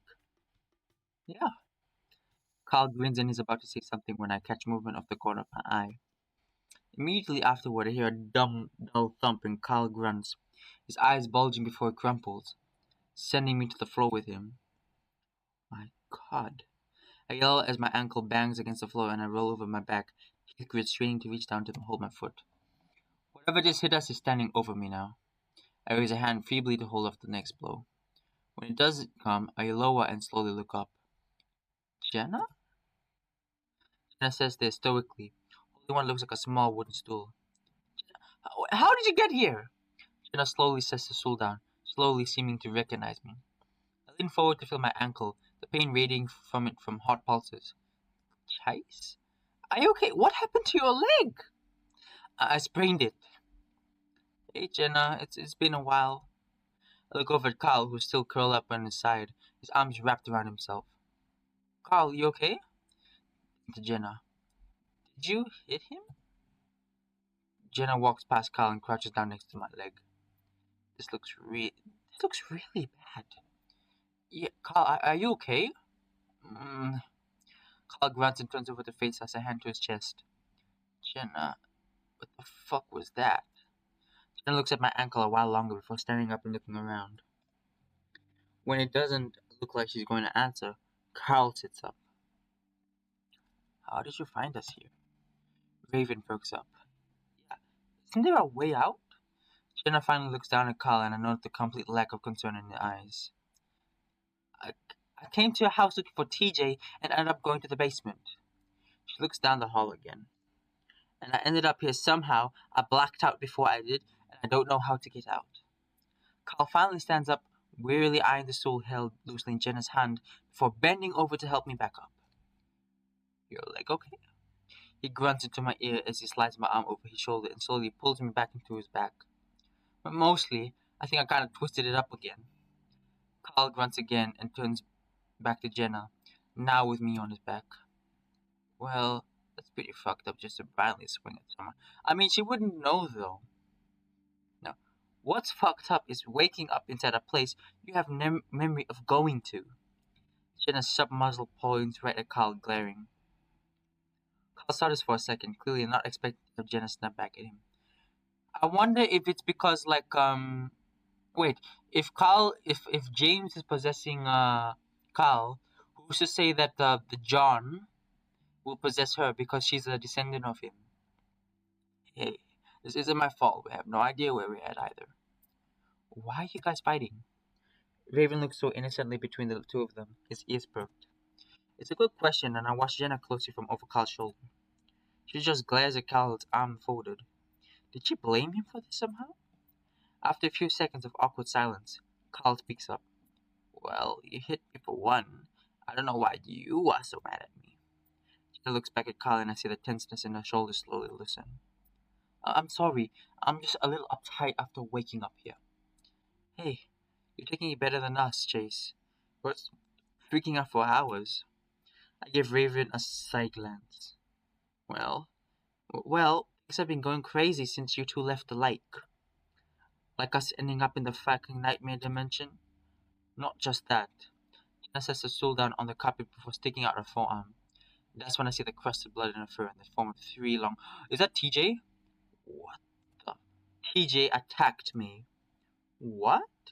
That sentence doesn't seem to fit together. TJ attacked? Why? I have no idea. Faraway, vacant look Jenna had in her eyes earlier is fading to be replaced by a more concerned expression I better know her for. He's been losing it ever since Flynn tried to grab him at the lake. Why? He wouldn't tell me. He was just acting anxious, kept looking over his shoulder. But isn't he sort of like that? No, okay. From TJ's route, the reason why he He acts like that is because he knows exactly what happened. Jenna folds her arms and shakes her head. No, he kept looking around, kept saying he was seeing things. She stops short. Like what? Jenna looks up. Sydney. We're quiet for a while. It seems all the rumors about this town are true. Everyone is crazy. This isn't normal at all, even in Echo. Jenna looks at Raven. I'm sorry, who are you? Raven grins. No, I'm sorry, I'm Raven. He sticks out a hand. Jenna looks at it before turning to me. Chase, something was going on with Leo too. He kept asking for you, then he ran off saying he had to take care of some things. The Talpa! Oh, oh, I know why. I tried to think of what Leo might have wanted from me, but I drew a blank. It could be anything. Anyway, I've been trying to find Kiji for ages. I don't even know what day it is anymore. Tried Carl's house since I've ran out of other options. Jenna goes quiet, then reaches into her pocket and pulls out her phone, holding it up, clearly looking for a signal. Just as I got to your house, Carl, I heard popping sounds. Jenna sighs and puts her phone away again. Gunshots. I'm pretty sure coming from the main street, something's been happening to everyone. That's what happened in Leo's route. There was also the mass hysteria thing, where everybody was going crazy, and it is basically like the purge. And now this. Wow. Something fucked up is happening all over town. I think about Leo and Kija and my stomach twists at the thought of them being out there. I can only hope that they were able to get out somehow. At this point, I'm waiting to wake up. We all are. Yeah, especially after the giant smoke monster chased us around the dining room. What? She looks at me and Carl. Carl glances back at me as if asking me to be the one to explain the impossibility that had just happened. I take a breath, try to think of how I'm going to say this. So I think at this point you're gonna just have to go with whatever this place throws at you, Jenna. We're all just accepted what's just been happening. Well, we have to, otherwise it wouldn't just be us, sitting around freaking about how crazy this all is and not doing anything about it. And so far it seems we've at least been moving things forward. Jenna stares at us. What happened? We all sat in front of the wooden door in a half circle, none of us wanting to open it. So this is all to clear James' name? Seems that way. But why go through all this trouble? I rest on my good foot on the carpeted floor while I lean on Carl's back, waiting to give him some relief from carrying me all that time. Probably because of the smoke monster thing. It's trying to stop him. Maybe it's making all of these obstacles? Hmm. She had taken a whole description of what had happened in the dining room pretty well. She listened silently while I explained what had happened so far. So I guess we can get this story straight. Maybe get it out to the town about what really happened. We might be able to get out of here. Jenna's eyes the door. You think that there's maybe a reason why this monster doesn't want James to get this information out? We're quiet for a moment. Well, we don't have much to go on. Again, there's a long pause. We all contemplate what the hell might have been behind the door. The pause is broken by a certain husky, though, as his white hand suddenly reaches out to grasp the handle. Maybe you've already done what needs to be done. I bet this'll get us home. Raven. The heavy door pulls open slowly with an unearthly squeal. For the brief moment that I'm conscious, I see a black square in front of me that grows in size until it takes up my entire vision. The muscles in my back and neck seize up, and my teeth clench together as my head jerks back. And then I'm falling. There's a rhythmic throbbing in my head, but it's hard to decide if it's coming from inside my head or outside. The next sense to come back is touch. I feel a cold hard surface under my back. Probably would judge by the way my claws sink into it. I shift around a little bit, but I don't feel like I'm getting up just yet. The smell is musty and old. I'm reminded of my grandpa's woodshed, a place I'd often go to when I played hide and seek. The drumming sound continues and the rhythm made me think I'm definitely coming from outside my body. It sounds tribal in a way. Where am I? On the edge of my memory are troubling images of endless halls and rooms, the smell of decay and a noose. I feel like I've blocked it out and just go back to sleep. I can erase all of it. I almost succeed, but then something brings me right out of my reverie. Carl! Chase! I grimace, my voice reminding me of something dark, cloudy. Help! The much louder yelp that follows me has yelling me to my side. My eyes open blearily. In a dark room, very dark, the only source of light coming from what looks like a candle on the bedside table. A large bed sits next to it. I'm laying near the foot of the bed, and opposite me I can barely make out a wall, next to which is a wooden box. Help! Raven's plaintive moan forces me to my feet, my joints crackling uncomfortably. As I drag my right foot up to stand under me, a blinding pain flashes up my leg, sending bright light across my vision. I let out a muffled scream of pain behind my clenched teeth. Closing my eyes and I wait for it to subside. Memories are starting to flow back to me. There's a doorway in front of me and I start to make my way towards it, hopping slowly on my left foot, holding the right off the ground. I came into a small hallway, one that branches to my left in a corridor of darkness. Right in front of me, however, is a set of stairs. Light glows at the bottom and I'm pretty sure that's where Raven's voice is coming from. In fact, I'm pretty sure I can hear other voices coming from there as well. I look down at my ankle, wincing as I see that it's gotten even bigger, more than twice its original size. I start to think that it's more than just a sprain. As I make my way down the stairs, cringing with every light hop, my stomach starts to sink. I remember now, the weird mansion that we were just in, the doors and hallways and the smoke monster, and the door we just went through. Whatever's happening to us isn't over yet. When I reach down the bottom of the stairs, I find Jenna and Carl standing around the tall brown wardrobe. As I stand there, breathing heavily, Carl turns to see me. Chase! Chase! Immediately rushes to my side, his hoofs clopping loudly against the wooden floor. I think he's simply coming over to support me, but he wraps me up in a hug. God, I keep worrying that one of us is gonna disappear. I'm glad you're here. Yeah, I'm fine. I was upstairs in the bedroom, I think. The anxiety I'm feeling over the whole situation goes away, just a little, absorbed into the soft warmth of Carl's body. Over Carl's shoulder, I can see Jenna watching us, her eyes narrowed, expression dark. I'm about to ask her what's wrong when I hear a loud bang from inside the wardrobe. Guys, are you still there? I think something touched me. Jenna turns back to the wardrobe, silent for a moment, then bends down to look at something. Guys! I hear a metallic clink, then Jenna jumps back at one of the doors swing open, and a black and white blur falls out like a rock. Raven face plants near into the wooden floor. He stays there a moment, moaning into the planks before Jenna bends over to help him up. Are you alright? Yeah, I just felt like something grabbed me. I look back up into the wardrobe to find a very bare and empty wooden compartment. I'm inclined to believe him, though after everything that has happened. Where are we? It's a good question, and now with the excitement over, I take the opportunity to look around as well. Everything is wooden. The walls, floors, ceiling. There's a large rug on the floor covered in colorful patterns and shapes. It reminds me of the art projects we do in elementary school when learning about the natives. There's a big stone fireplace and two rug-covered chairs in front of it. Jenna gingerly shuts the wardrobe. So, a log cabin. Does everyone remember where we were before? Yeah, that mansion place. So we're still stuck in this dimension thing? A sigh, rubbing my face with one hand while I lean against Carl with the other. I'd long ago given up on trying to figure out exactly what the hell is going on. Like Carl said earlier, we just have to keep moving and hope we get out of here. What's that sound?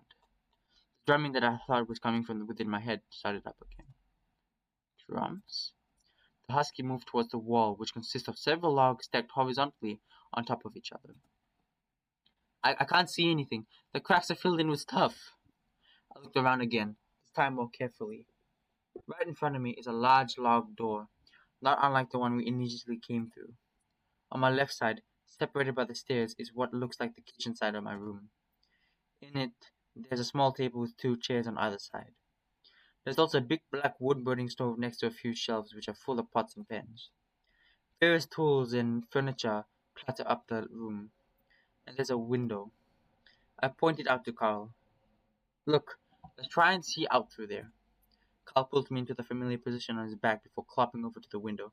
The sounds a bit louder with my added weight. Jenna and Raven follow behind. There's a ledge next to the window, thankfully, and Carl lets me sit on it. I turn to look out the window while the others crowd around me, resting their hands on the wooden bench. The first thing I notice is a flickering light in the distance, about 100 yards away. It cuts across the ground around it. Shadows from rocks and bushes dance around with the movement of illumination. It is definitely a fire, a large one, probably a bonfire. The blackness around the fire is unnatural, though just like what I saw through the windows in the mansion. It's inky and thick, and has the oppressive air of almost being alive. No other light comes from what I presume to be the sky, the fire being the only signal that anything exists outside the cabin. A fire? Raven says redundantly. The drumming. It's coming from it. Carl reaches out, but his hands look to immediately press against something. I reach out too, and I feel a solid flat surface where a pane of glass might be set up. But it's clear there's nothing visible there. Observe, accept, move on. Hey, look! I look up in time to see something dark flash across the fire. It disappears into the darkness to the right of the flame, though. What was that? Maybe it was a tumbleweed or something. No, it was jumping. Whatever it was.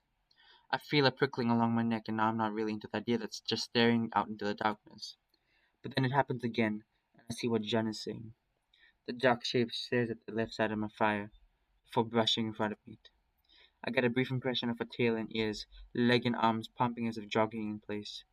It moves past the flame, then disappears into the darkness again. Something's out there. We continue to watch, but the drumbeat dies down, and after about a minute, it clears, nothing moving around there anymore. What was that? Well, Carl glances at Jenna. The drumbeats kind of sound like native, don't you think? He's clearly waiting for Jenna to confirm. Maybe. There's an awkward silence before Carl coughs.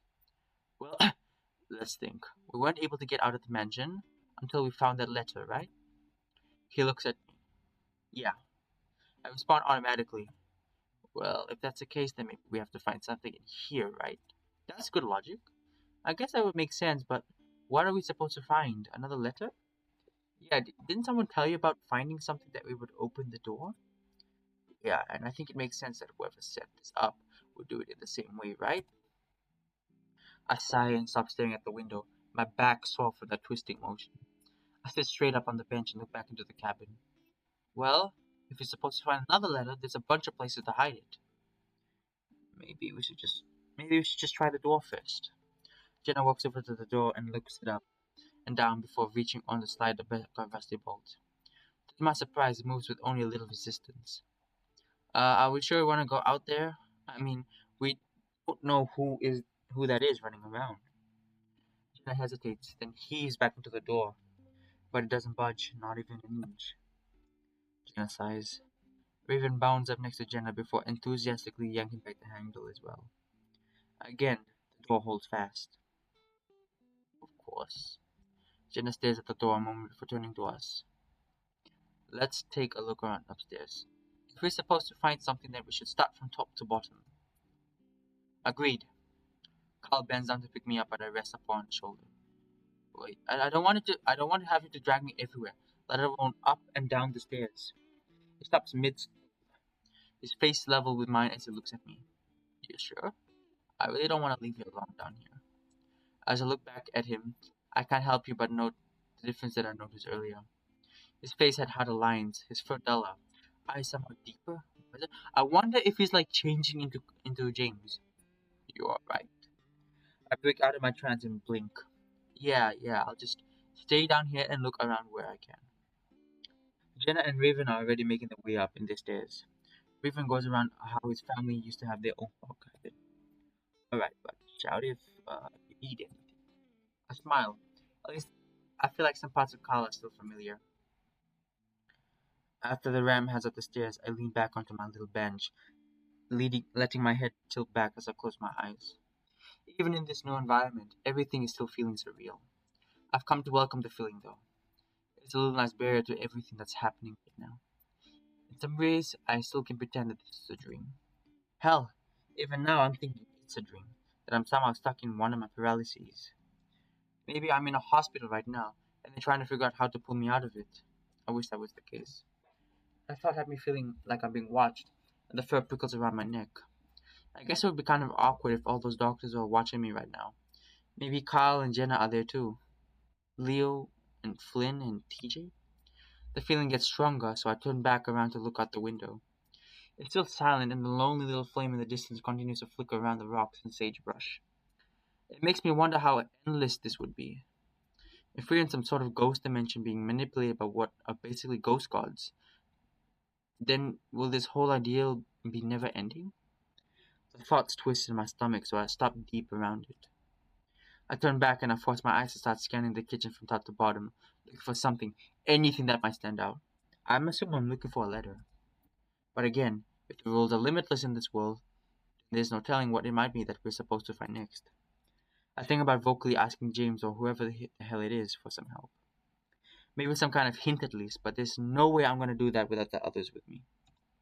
I'm thinking about pushing off the bench to start limping around the kitchen when a small scratching sound catches my attention. I hold still, then lean back. It's muffled and a bit distant, but it's coming from directly to my left. It is happening on the outside of the cabin. My fur prickles and I think about calling Carl.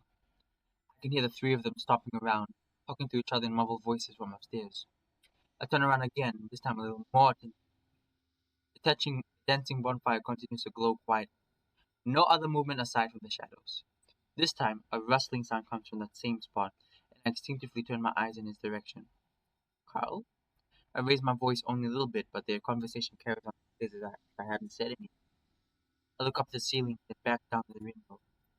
The rustling sound continues, this time in earnest, as it's something twisting around in the brush. It's coming from just out the view of my window, right on the base of the house. I hold my breath and lean forward, stretching my neck up to get a better angle and peer down into the darkness. It's really too dark to see much, or at least this is what I was thinking. Almost if it has its own glow, a bright white face stares back at me from the blackness. My mind blank and my body seizes up. And just like that, I'm in a paralysis, forced to stare down at the white face, black eyes. It's as if the thing is holding me with its gaze, but as it does, its features become more definable. I see tall ears, a long pointy muzzle, a band of some type across the thing's forehead. Stop it! Something says it very deliberately through the ether right in my ears. At the same time, the face flickers and fuzzes, like a TV picture with bad reception. The head twitches and shifts, then the muzzle opens and cackle became forth is all at once terrifying and familiar. At that moment, I'm released. My vocal cords start working at the same time, and I let out a scream as I fall backwards.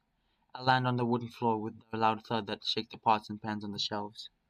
The room spins and I feel like I'm coming right out of a dream, that I might be sleeping for ages. The next thing I know is that I'm surrounded by the freely faces of my friends, all looking down at me. Kyle grabs me under the arms and puts me into a sitting position, his face worried, but there's something else, too. Anger? What happened? I'm startled by his abruptness and I stammer through an answer. It was a face out the window. But what did it say? Carl, what are you doing? Raven reproached the rank gently, his ears falling. Carl glances at the husky, and Jenna, who's been silent so far, then back at me, then letting go. Sorry, I was just worried about you. What did you see? Did it say anything? It takes me a moment to find my voice. No, no. It didn't say anything, just laughed. What did it look like? A fox, maybe? Had a band over his head? Carl's eyes narrow. Hey, I found something. We all look up at Raven as he holds up a white piece of paper. What is that? Carl stands up, staring hard at the paper in Raven's hand. I don't know. Looks like a photocopy of a newspaper. Let's see. Raven turns towards the candle sitting on the desk. Jenna stands beside him. We see the boy missing after. Whoa. Raven flinches back as the paper catches fire, illuminating the entire cabin room. A shadow dances across the log walls. The paper, which Raven had dropped, flutters to the floor, a tongue of angry flame eating it up completely before it hits the floor. We all stare at the smoldering flake of ash on the ground. Raven, are you kidding me? Well, I wasn't even that close to the candle. That might have been what we needed. But I. Raven stares at his hands, looking forlornly between them and the candle, which seems to flicker not innocently at the table. I raise my face in my hands. Well, what do we do now? He wasn't near the candle. Yeah, that I was about to say that. I pulled my head out of the pants, not because of what Jenna said, but because of the way she said it. Huh? I've got a side angle here. You were at least 2 feet away. There's a brief silence. Jenna, what are you talking? What are you talking about? I don't know, Carl. What am I talking about? Jenna turns to the ram, eyes narrowed, teeth just slightly barred. I look at Carl. He's frowning, a concerned look on his face. Jenna, I don't know what you're talking about. I'm saying there's no way that candle burned that paper. Carl's concerned expression deepens, but there's also a hint of condescension there. What else could have done it, Jenna? This time the silence is heavy. I'm baffled by the interactions they've been having so far, and judging by the look at Raven's face, so is he. Hey guys, I'm sorry I burnt it, but maybe we can figure something out from the typo. Mesita boy missing. I look at Jenna. Oh yeah, Mesita, isn't that your tribe or? Yep. I feel my face flushes. I wonder if I'm being insensitive. I think she knows everyone from the tribe. But what does that mean? A lot of people go missing out here. Well, it would have had something to do with James, right? How do we know that? Look at Carl. Yeah, are you okay, man? You've been acting. Yeah, I keep on noticing that he's actually a lot more brighter than he lets on. I think we're all acting different after getting here, don't you think? Carl glances at Jenna. Oh, are we fighting again? Staring at the ash on the ground, something I should have realized earlier suddenly hits me. Wait a minute. The newspaper. It kind of looked like something that came out of the crawl space tub. What do you mean? I was looking for some artifacts that Carl's family saved way back when for that project I was doing. It seems like years ago at this point. I snapped my fingers, and some of the stuff was missing from it, like pages ripped from Carl's mom's notes. There are photocopies of old newspapers. So was that just a clipping from the notes? Maybe. I I don't know, but John was native, so maybe it has to do with him. I think back to the small fox I saw through the window, the band across his forehead.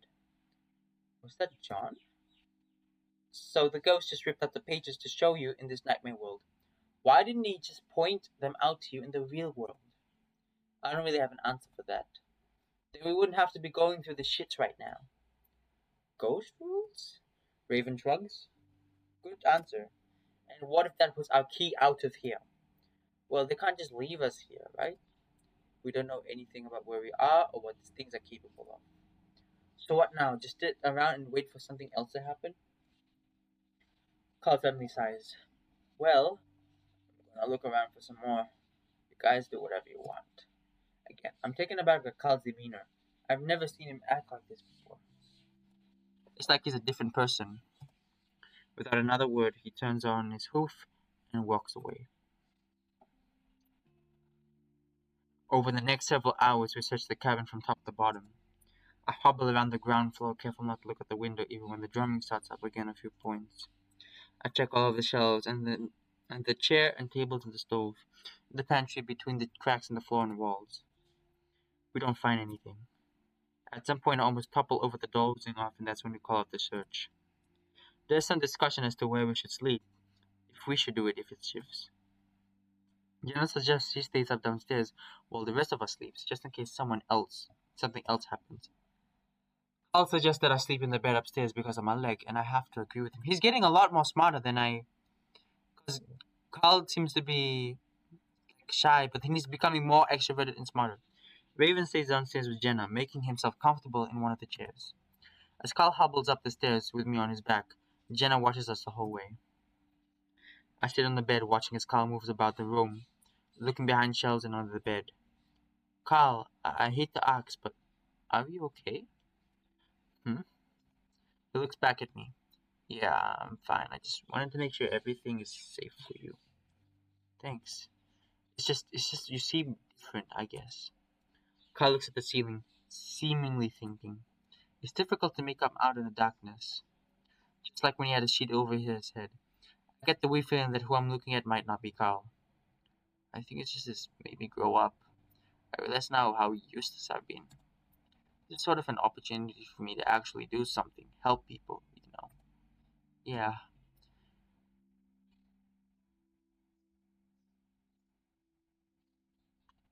it sounds nice, but I can't get rid of that nagging feeling that something's off.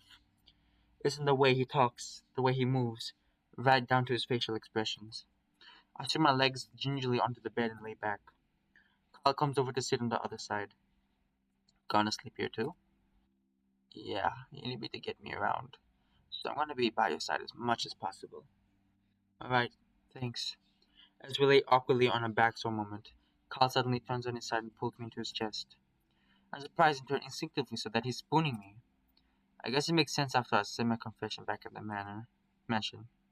He nuzzles my neck, but again, the action is weirdly unnatural.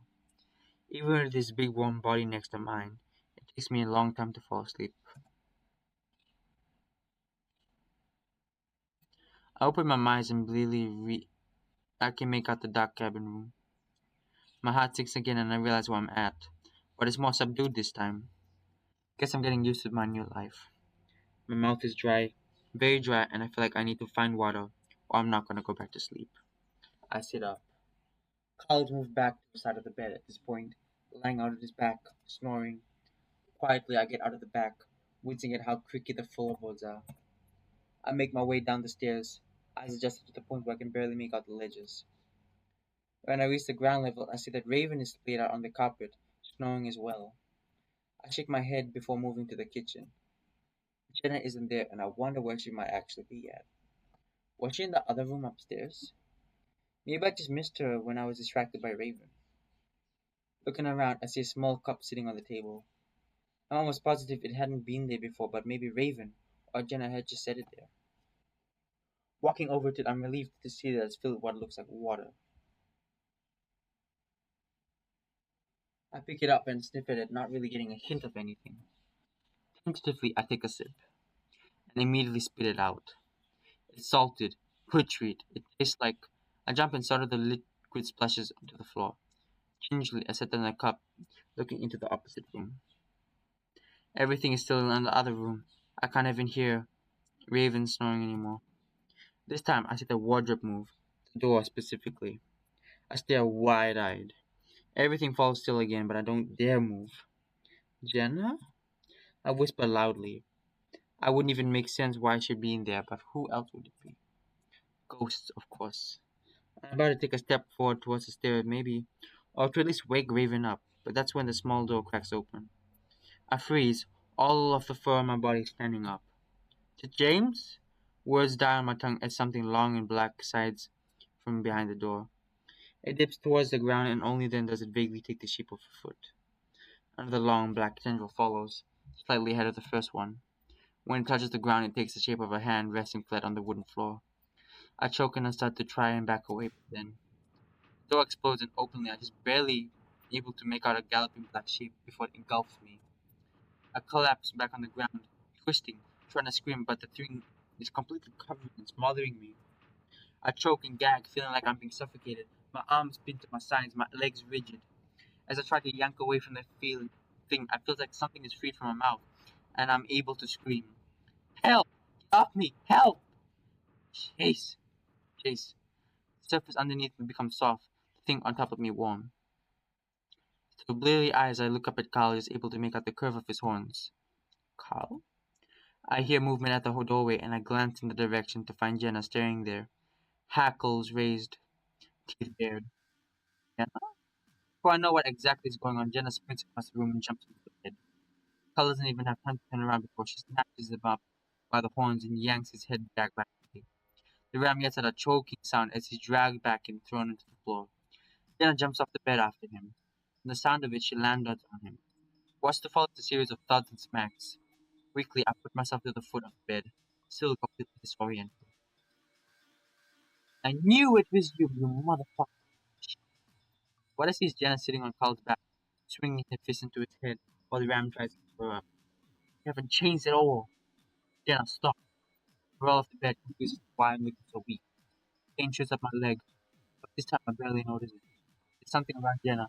Something big and black like a shadow, making her look much bigger than she actually is. Fist swing and hit Carl with a force I didn't think she was capable of. Then she grabs Carl by the horns again. He yanks back before slamming his face back on the floor. Jenna!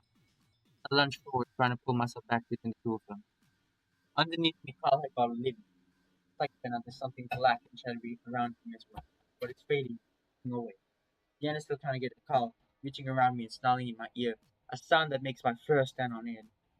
Then he's gone. I look to my left and see Jenna being drawn back by the raven, his eyes wide with shock. What are you doing? Jenna struggles into the Husky's grab. I saw him trying to fuck Otter. The Otter? Jenna.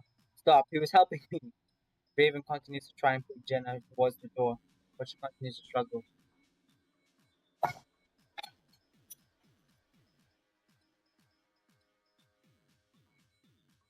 I was having a nightmare. Jenna struggling but loses some of her vigor, but she continues to stall in Paul's direction. Raven, please get out of.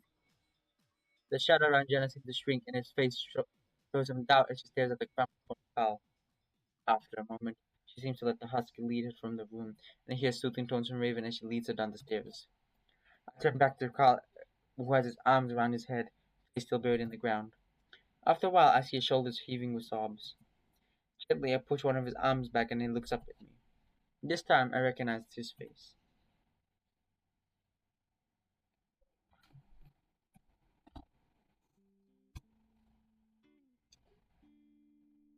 I sit next to Carl on the bed, mopping up his face with his bloody button-up shirt.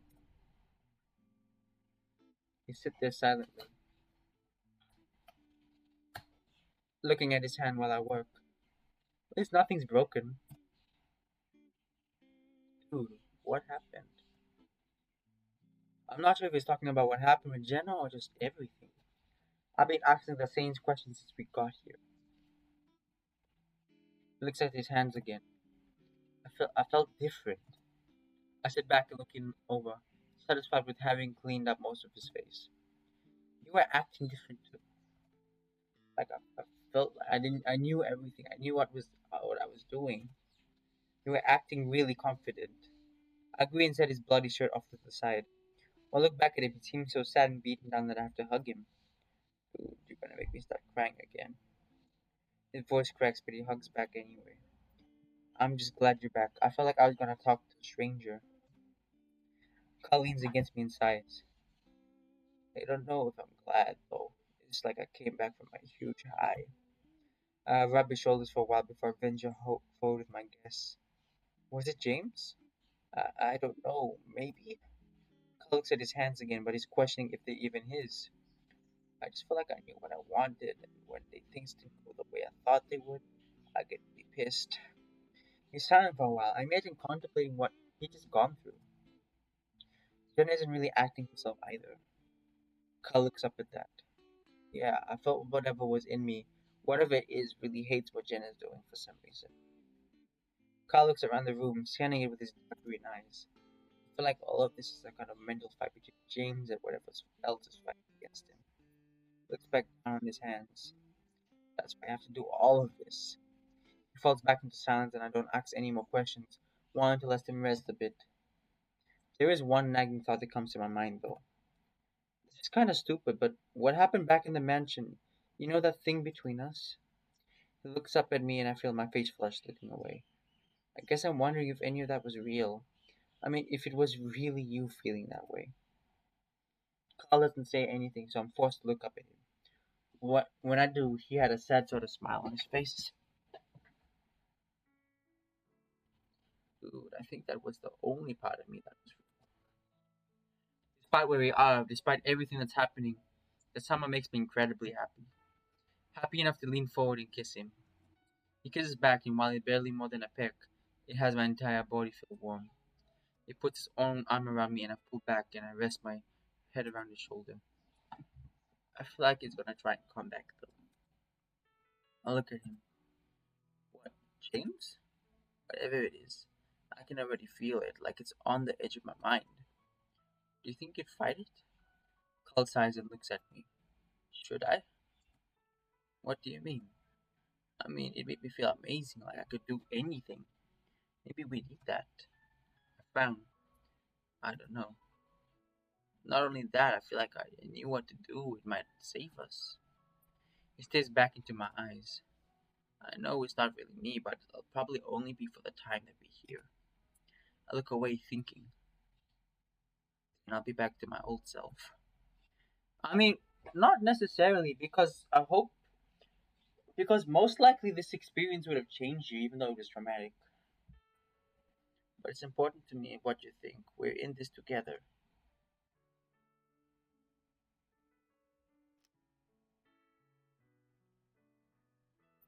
Yeah, I want him to fight it because that way he's able to.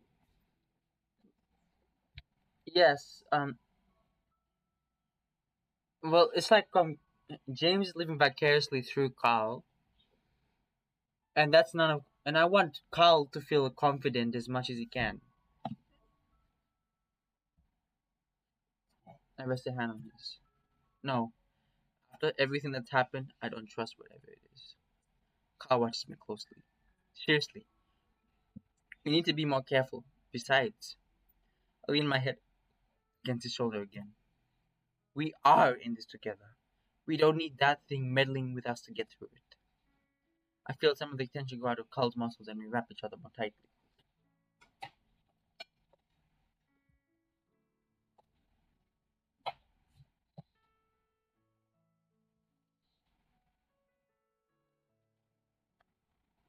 We sit there for a while, Carl observing what I just said. It's clear that whatever is influencing Carl, probably Jenna, is powerful and we have to be careful.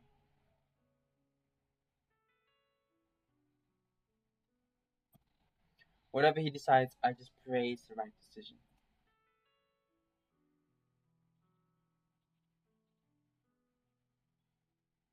I wake up groggily, my head throbbing a bit from laying on this pillow. Like the last time I woke up, it takes me a while to realize where I am.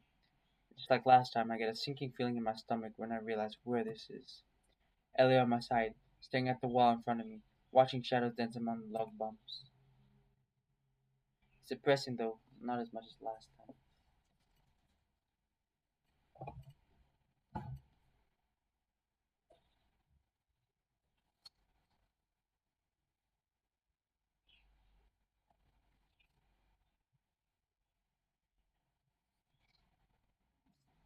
At some point, I guess I realized that there wasn't much I could do. Just go with it and hope something comes out of it.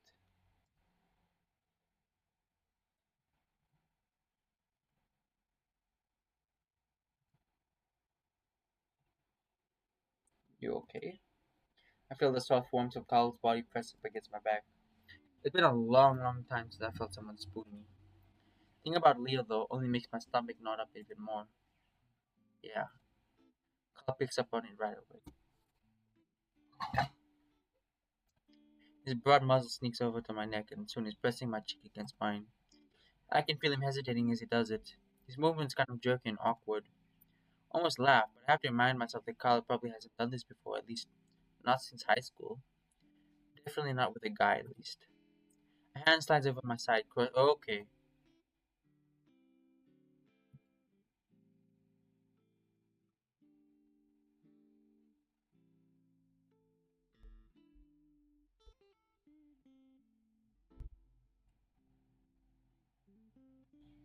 Okay, okay, okay, okay, okay.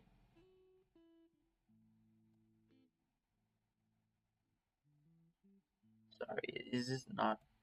I roll over abruptly to face him. His green eyes immediately looking away from mine, and I see red creeping underneath the thin fur of his ear. I decide to go with the same technique I used last night, slide up against his soft body before pressing his lips against his. That seems to break the ice and he immediately responds, pressing his tongue against my lips before I open them to let it in. Carl's surprisingly good at tongue kissing. Better than Leo was anyway. It glides over my tongue before I'm only worried about how I haven't brushed for 2 days now. Carl doesn't seem to mind. What the hell? He hasn't either after all. He wraps his hand around my back, sliding one under my body so he can wrap me in a full embrace. The feeling of being enveloped in Carl's soft and strong warmth makes my heart skip a beat. I'm pretty sure I'm just as hard as he is. Okay. You're playing with his tail.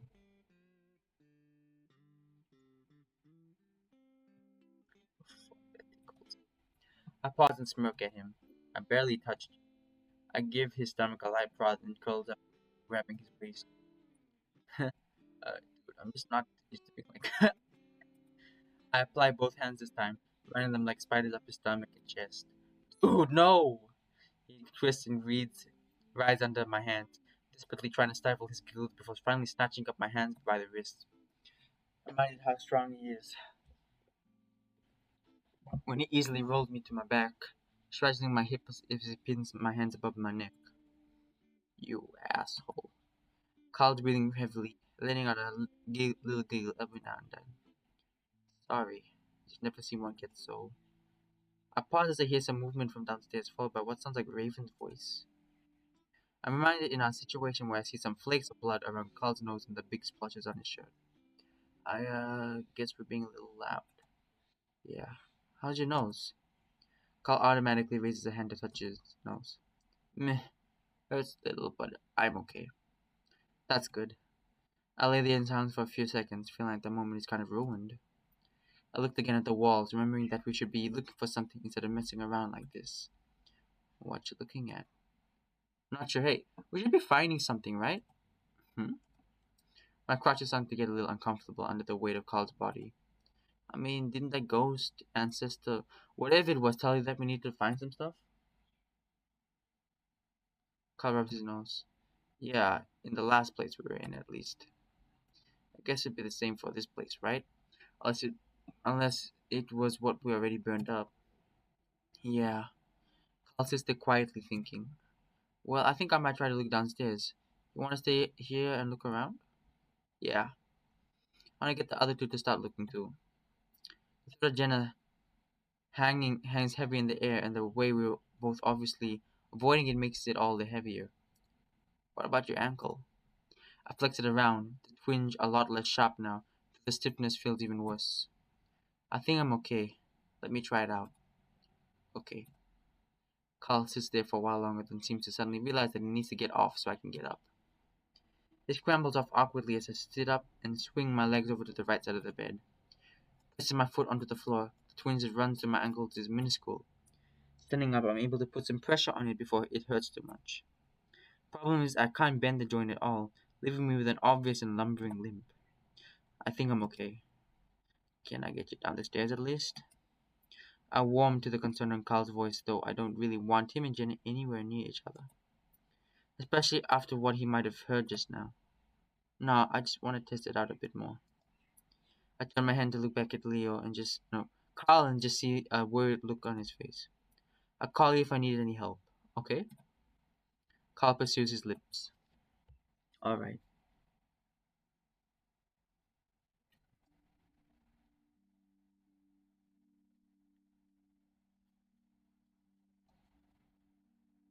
Oh, probably loud. Because when I reached the bottom, I found both Raven and Jen already staring at me. Hey? Hey. Jen doesn't even say anything, continuing to watch me.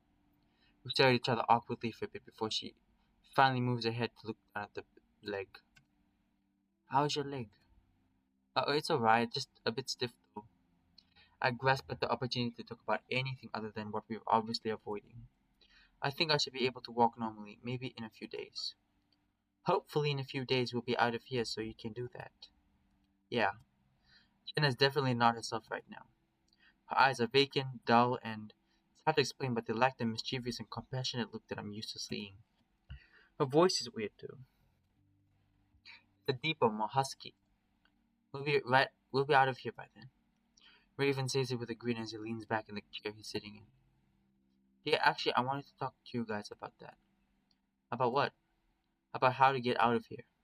And how do we do that? Well, I was thinking that the last time we were able to unlock the door, all we had to do was find that letter. Raven blinks at me. So we find a letter? Or something like that. We just need to find something, I think. We did find something. I look over at Jenna. Huh? I said we did find something. Carl burned it. Oh, I don't think Carl burned. Yeah, she said earlier that we didn't burn it. He did. I pause. But there's gotta be something else, or maybe whatever's doing this has a way of putting something else here. The others don't say anything. I don't know, but we can't just sit here. Look around.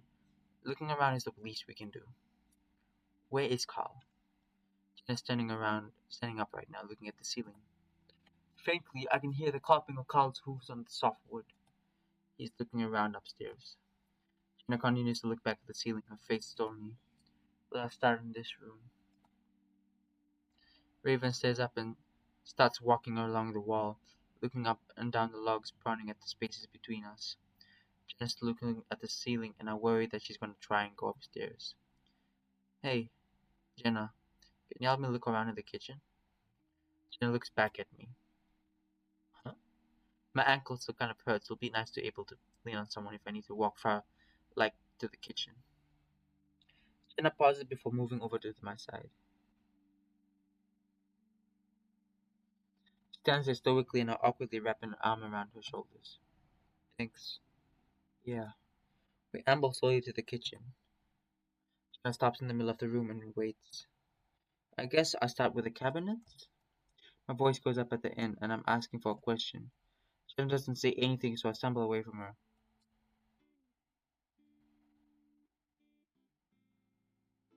I'm gonna get some more food.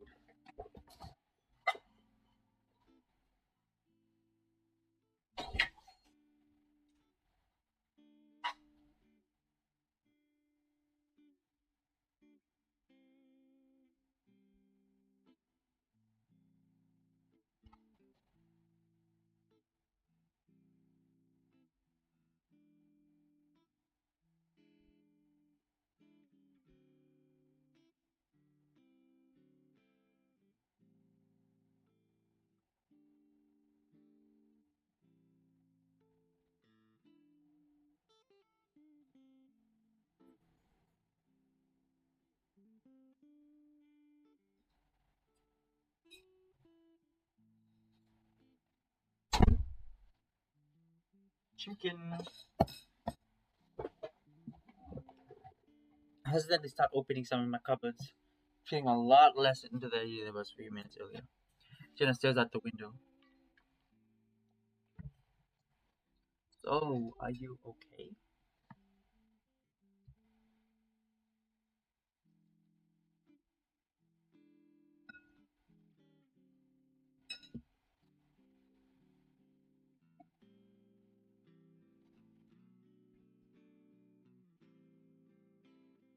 I'm fine, fine.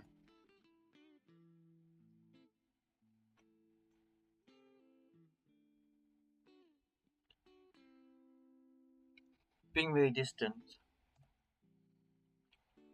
Do you need me to stand next to you? No, I mean, like, you seem like you're not really here mentally. I'm sorry? Open another pantry door to set a glass of mud. Is it something to do with Carl?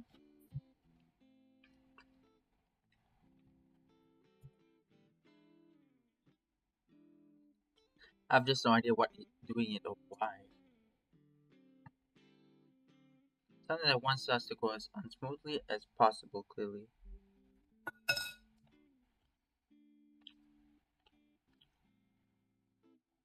I don't have a problem with Carl. I mean, what you did yesterday, I just had a problem with the way he acts. He could do a lot more if he put his mind to it. It takes me a moment to realize that she's talking about what happened before. All of this. So you attacked him.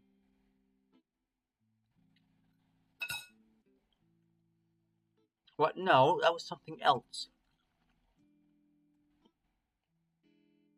Oh, she's coming back. And he tries, he just has problems. Shouldn't a psychology major know that? I guess, but I'm not a therapist. So what? So I don't know. I mean, shouldn't anyone have sympathy? I'd have a little more sympathy if he actually tried to get help. He has, but it's not that easy.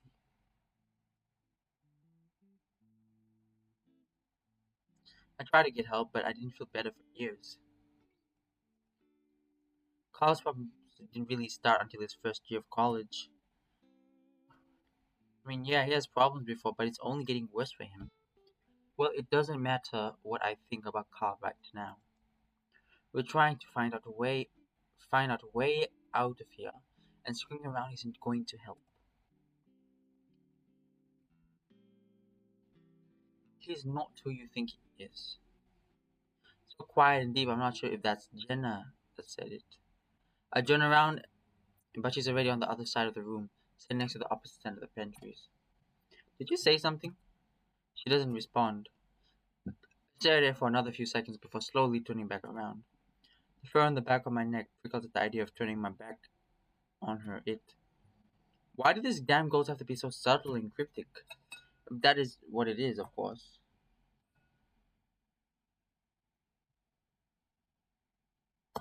Right.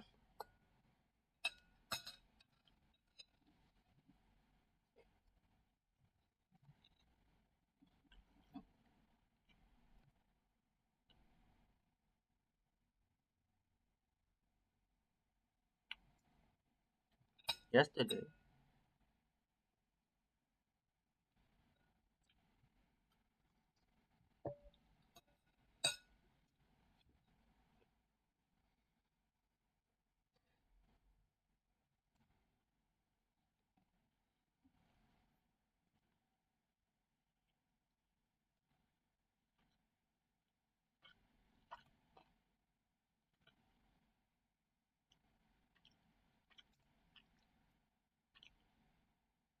Okay.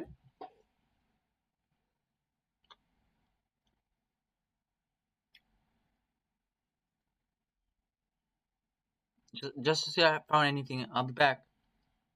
Awkwardly sidled my way from the kitchen towards the stairs, Jenna's gaze following me the entire. Why did she always follow us? Once I reach the base of the stairs, I find Kyle standing there. He jumps when I come around the corner and stands straight up, one hand resting against the wall. His eyes are red and the short fur on his face is all muzzed up. Kyle, are you okay? I whisper it, but Kyle immediately turns around and stares back at the stairs quietly. I follow him, wondering what it could be. Did he find something horrific?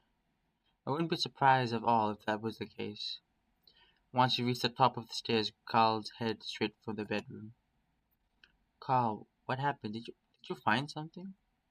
The moment he turns around and hugs me, so enveloping and firm that the air is almost crushed out of me.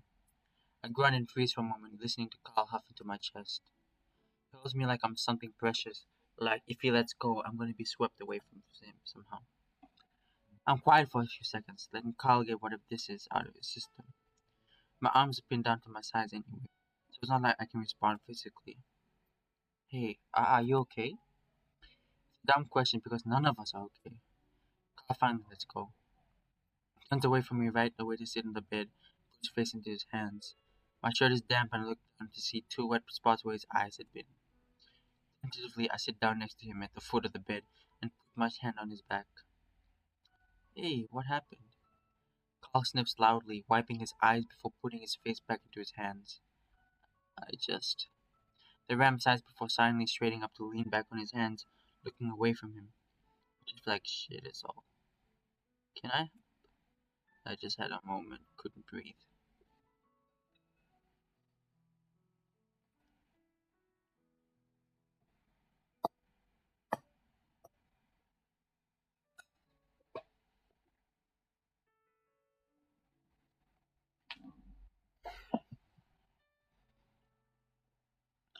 Panic attack?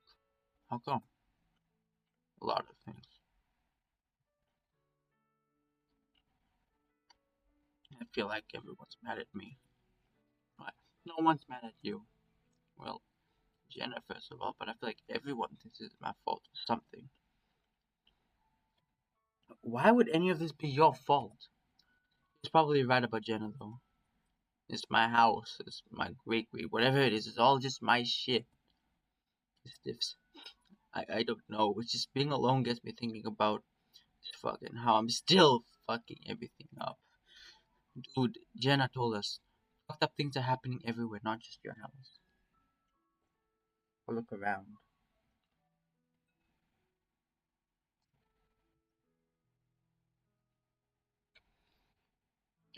It's assuming why we're still here, maybe.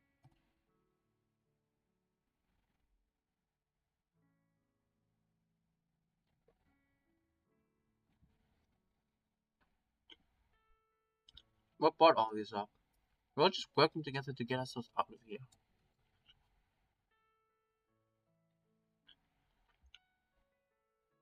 Cal wiped his face and sniffled mostly before sitting up straight. I wasn't finding anything, and I started thinking about what would happen if we never do find anything. That's not gonna happen. These things that are doing this are trying to tell us something, right? I don't know about that, man.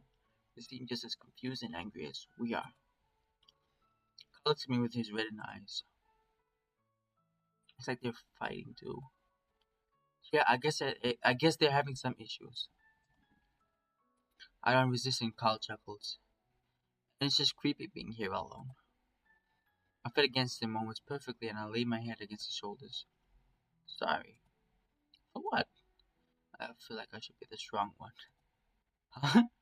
And you've already seen me cry like twice. Hey, I don't believe in the strong one type of crap. Agreed. No, everybody is strong in their own way, and no one has to be the one person that has to protect everyone. That is gonna put a lot of pressure on you as well. So I think the best thing is that we just be strong together. You're strong for the other person that when they need it, and both people will need it eventually. Carl shifts against me and he laughs nervously. They're talking about us like we're a thing. Aren't we a thing? Look at what we're doing right now. I don't know, man. It's hard to say when you're stuck in a haunted cabin. I feel him press his nose to my head, inhaling. This place is doing weird things to me. I squeeze his thigh again. Yeah, we can talk about it when we actually get out of here. When this stuff isn't fucking with our heads. So are we a thing, but just in the ghost dimension? Sure, for now. I'm fine with that. For now. He breathes in deeply. You smell good. I snort. What do I smell like? Like the ocean. Dude, I'm a river otter. Besides, the river and ocean smell bad. The cow nibbles into my side of my neck as I gasp, trying to pull away from him. He pulls me back easily with his superior strength before pushing me back onto the bed, teasing at my neck with his warm nose. Carl, stop! I hiss at him, trying not to burst out laughing. He mumbles against my neck. Hey, just getting you back from earlier. I giggle helplessly behind a closed mouth, trying to keep quiet. I can't deny I like this, but Jenna's criticism just minutes earlier had me feeling hesitant. He starts to move lower, but at that moment I hear a metal clang and go up. They do what? We both pause and Carl's large ears are perked up under his beanie. Not under his beanie, it's around his beanie. I prop myself up on the elbows to look towards the doorway. Um, I guess we should get back to searching. Yeah. With the moment clearly over, Carl sits up on the side of the bed while I straighten out my shirt. You found something? Riven's voice drifts faintly up the stairs. Carl and I look at each other. Hey, maybe we wouldn't need to. Wanna go check? Yeah, wait here a sec. If there's nothing, I'll come back and help you look around, alright? Okay. Carl switches to the side I can get off the bed.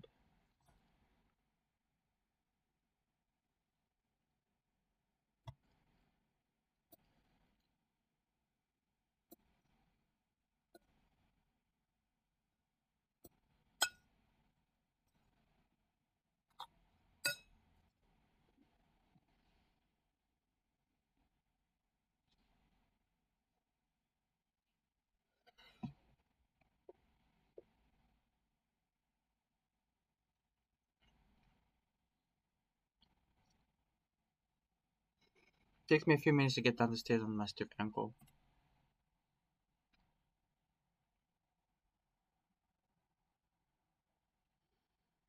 Once I get into the kitchen, I'm confronted with an odd scene. Jenna's halfway into the wood burning stove, reaching into the bag, probably up into the middle. Oh, she found something there?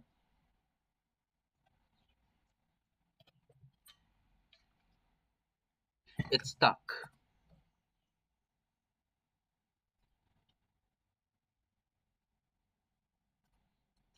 You need help?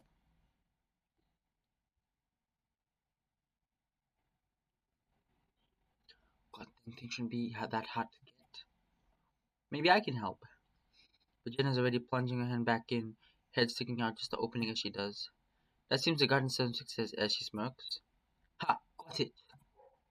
Then with her whole body jerks and she surprisingly yanks it off.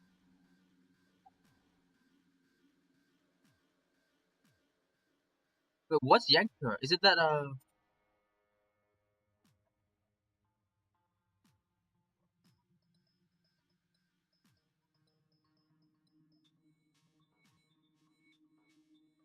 no, you fucking don't! Look up at the fox and I notice that she doesn't get it up. That she looks pissed off, the lips drawn back in a snarl, teeth barely vicious, talking to whatever's in the stove. I feel the muscles in her body tense up and writhe under my hands as she twists yet free. Look around her body at Raven, face just a mass. Raven, eyes red snap to mine. Get a grip around her body. We'll pull her out of this. Three, one, two, another yank and such Genesis half pulled to the stove. Lose my balance, pull back, but slapping my head against the metal stove. My eyes water and I let go with one hand, desperately rubbing at the back of my head while I loose to keep a grip on Jenna with.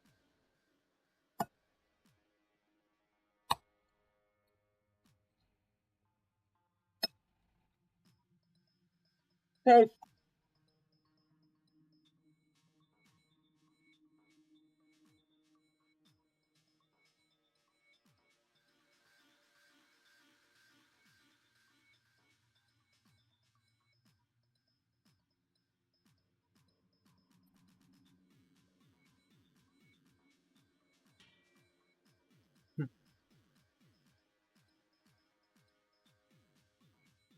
Fox emerged slowly, both of her arms were touching the stove. A determined look still on her face. Tyler spoke for half of a second, marching forward to grab both of Jenna's elbows. Thinking again, then straight in front. As her wrist emerged from the stove, I get a glance of Beck and Jenna wrapped around them before those tendrils suddenly. Kyle and Jenna are both lunged backward, Jenna getting a cushion landing on top of the ram. Scarlett's at a large wheeze. I hobble over to them, kneeling next to Kyle as Jenna rolls off him, eliciting another grunt.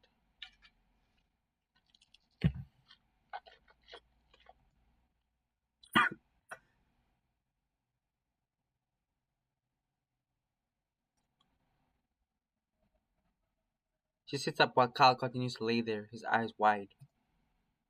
You guys okay? Kyle waves her hand at me, rolling over to his side as he gasps breathlessly. Jenna sits next to him, holding her hands up. I can already see some nasty swelling underneath the fur covering her wrists. I wince. Jenna, are you alright? I'm fine. Is that an ash much folded piece of paper in her hair? Okay, it's the letter.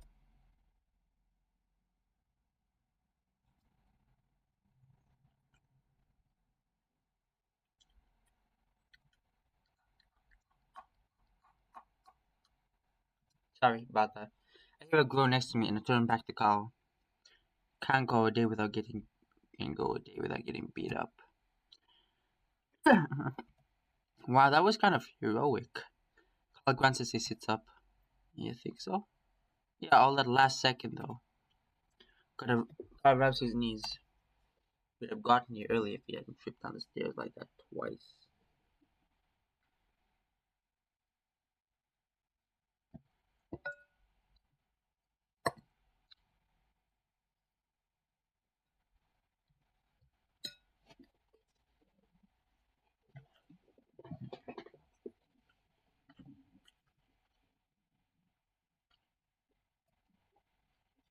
Hell was that? No, it's all black and smoky like what we saw before. It'll come out of there.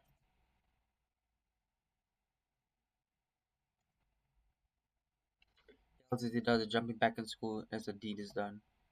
I chuckle and look back at Carl. Over his shoulder, Jenna walks into my field of vision. Paper is open in her hands as she's look holding it over the candle. All at once I realize what she's trying to do.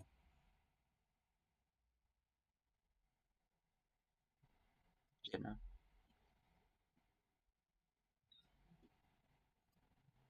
We fall against the bench under the window. His hand smacks against my nose, bringing tears to my eyes. I yell as she pulls fingers in it, raking in lines of fire down my nose within her claws. Pounding in my ears, and I distantly register that the drums have started up again. She twists from under me and pulls away from the bench. When the fuck did she get this strong? I numbly keep my grip on her wrist, and she spins, swinging at me away from her. I lose my grip and stumble back, stepping wrong on my foot and rebending my ankle the exact same way I did last time. I yelp again, much more loudly this time as I crumple to the ground. Carl swears and jumps over me at Jenna. Wait! I try to grab him with my hoof, then passing over me, but I miss miserably. As I sit up, I hear an ungodly bestial snarling, and I look up to see Carl wrestling and kicking and scratching Jenna to the ground. That is fucking it. He pins her while she rides under him, trying to scratch at his face. Stop it, guys! Raven is still staring off to the side, his paws on his head, pulling at his ears. I crawl over to the writhing bodies, one eye wincing shut, and each moment it sends a lightning bolt to my leg.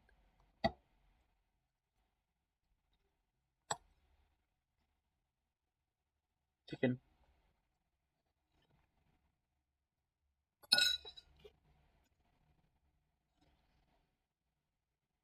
I grab at Jenna's hands, forcing them down above her head.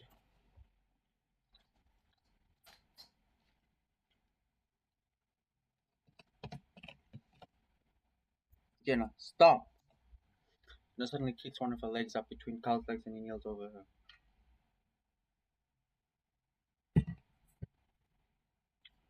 Fuck! Crumbles over top of Jenna, lying on her legs, he tries to pin his thighs together. Down to Jenna's face. Stop it. What the hell are you doing?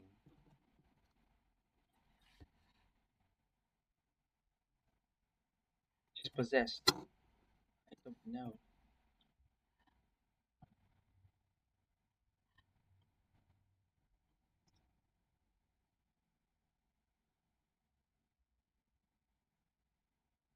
Yeah, you need to incapacitate her. But are you okay, man? No, I don't think so. I stepped on it wrong again. God damn it, what the fuck is her problem? She's possessed.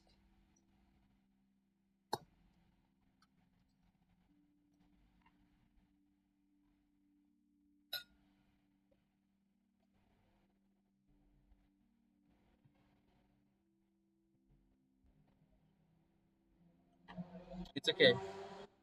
You're just gonna have to carry me again. I'll check before letting out another soft groan. And what did I say about getting beat up all the time? Are you okay? No, she kicked me in the fucking ball. Ow! I stood quietly for a moment, the pain in my ankle folded into a more cold, electric sting rather than molten lava. What the hell is going on? Why would she try to burn it? You know, right? What? I could be wrong since nothing makes sense here. What? You know, this probably has something to do with James and John. I rubbed the back of my head again, feeling a bump swelling up already. Didn't we already figure out that's what was going on? I mean, with Jenna, you know how James was sort of talking with me? Yeah, that's what I was assuming. She's possessed. John? Maybe. Did you guys fight? Weren't they lovers?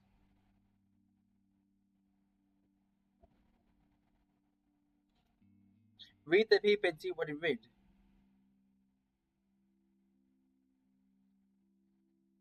Yeah, Carl has a very good point.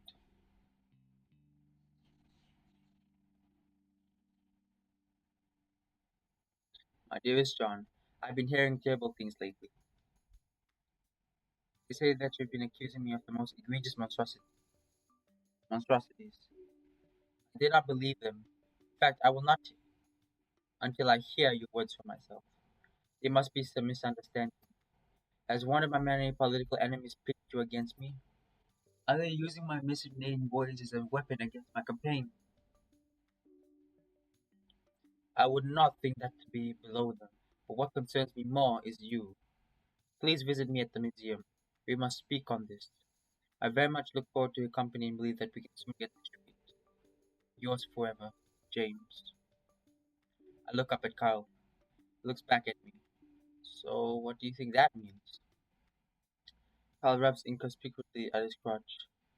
Guess something that went wrong between James and John. Well, yeah, but what? It sounds like he tried to frame him or something. Okay. Hey, the newspaper article that burned up said something about a Mesita kid that went missing. So, Mesita kids were going missing, and John used it to get at James. Maybe we still don't know if John was doing it anyway. James doesn't seem to know either. I wonder if we had been better off if Carl had a little bit of James in him right now. At least then we have a better idea of what is going on. In the long term, no.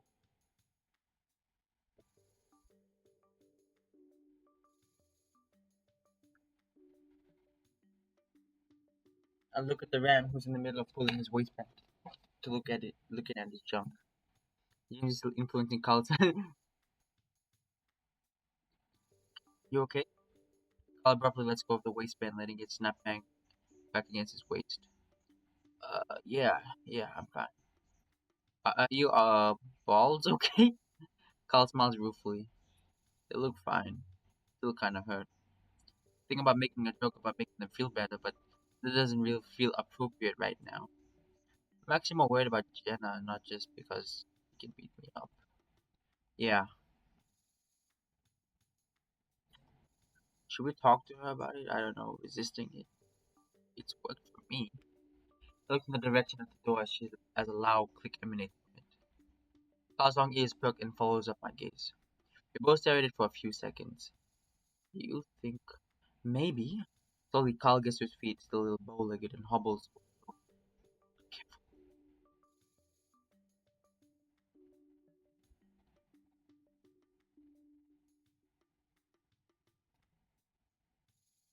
I think we should get the others.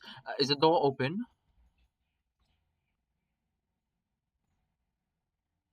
The door still shifted open a few inches, and the vertical black void reveals its limit ominous. So we just go through? I don't know, man. That's what we did last time, right? Yeah. Let's get Jenna. Let's.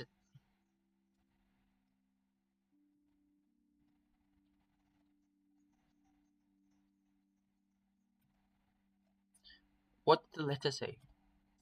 Things up. Anything she does now is putting me on edge. Like I'm just waiting for her to lash out again. My hand drifts conspiratorially to my pocket where they folded up the letter is. I glance to my right at Carl, but he's got his eyes on the door. A few things, just more history stuff. About what? I decide at this moment I have to lie. We need to keep Jenna or John calm if we want to get through this. I have a feeling that Jen or John wouldn't want to hear about James revealing what I assume are secrets. I didn't read anything about John trying to sabotage Jamie in my research, but maybe that's what James is trying to tell us. So I shrug my shoulders, moving my hand away from my pockets. Stuff about the mine, how there wasn't enough of it to sustain the town. I'm worried Jenna, I'm worried Jenna might challenge my life for whatever reason. She doesn't say anything though, and Carl just keeps on staring straight ahead. Raven suddenly claps his hand together, making Carl and I jump. So, should we open? Yes, open it!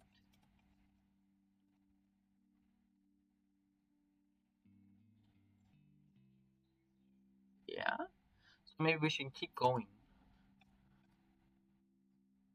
I just, they're not really on our side, you know? I'm making effort not to look at Jenna. So if they're not, why are we doing what they want us to do?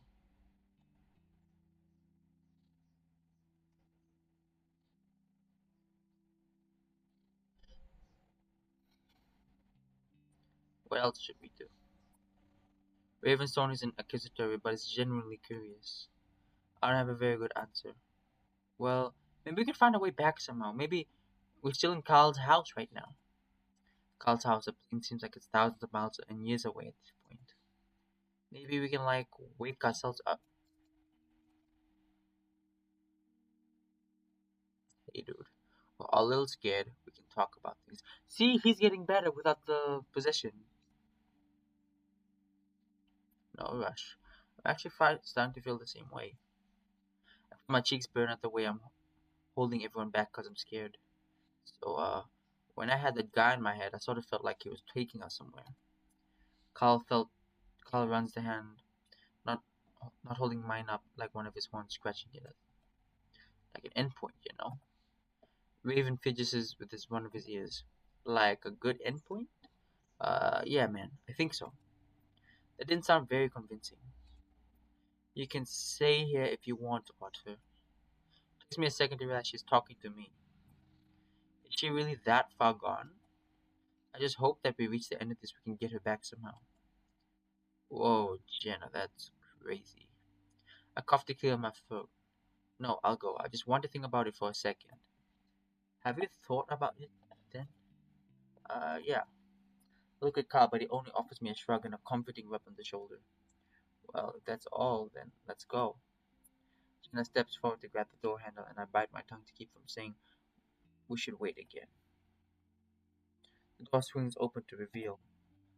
Okay,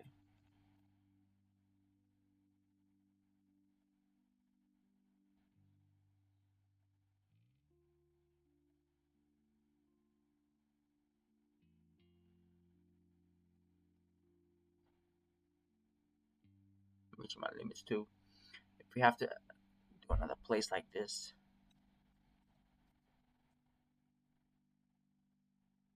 stay close, okay? Yeah,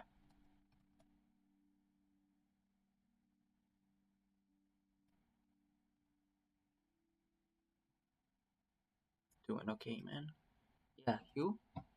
Yeah, yeah, I'm good. Going slow and not just because of my injured, probably broken ankle.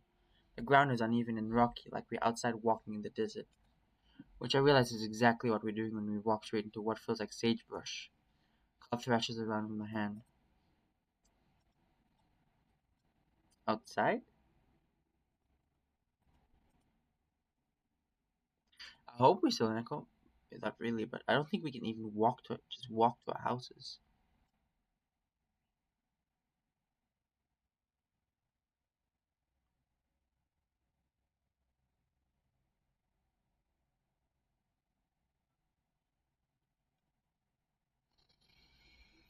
Two rectangles of light. One for the door we came out of, one for the kitchen window. The latter, a dark finger stands framed by the faint light outside. I squint, not really sure of what I'm seeing. Then it moves, disappearing from the window. I stop walking and Carl stops with me, looking back over his shoulder. What? I don't.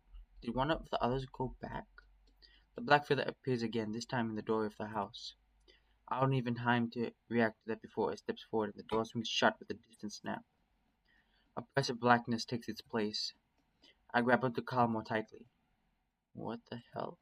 My mind flashes back to the black thing I've seen crawling out of the wardrobe. Come on,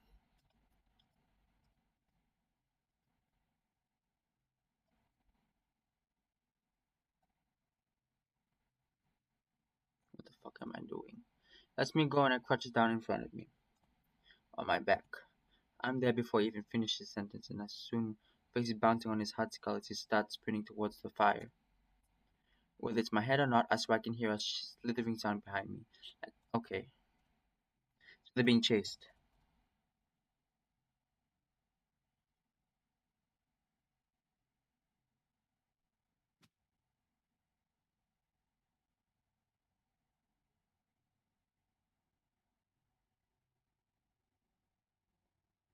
Fuck, are you okay? Sorry, shit, sorry. Fine.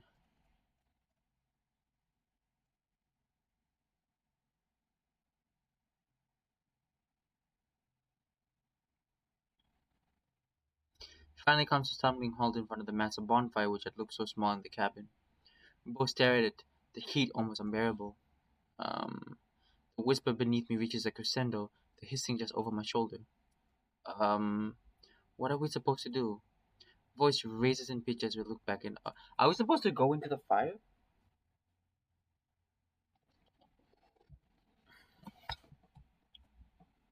I don't know.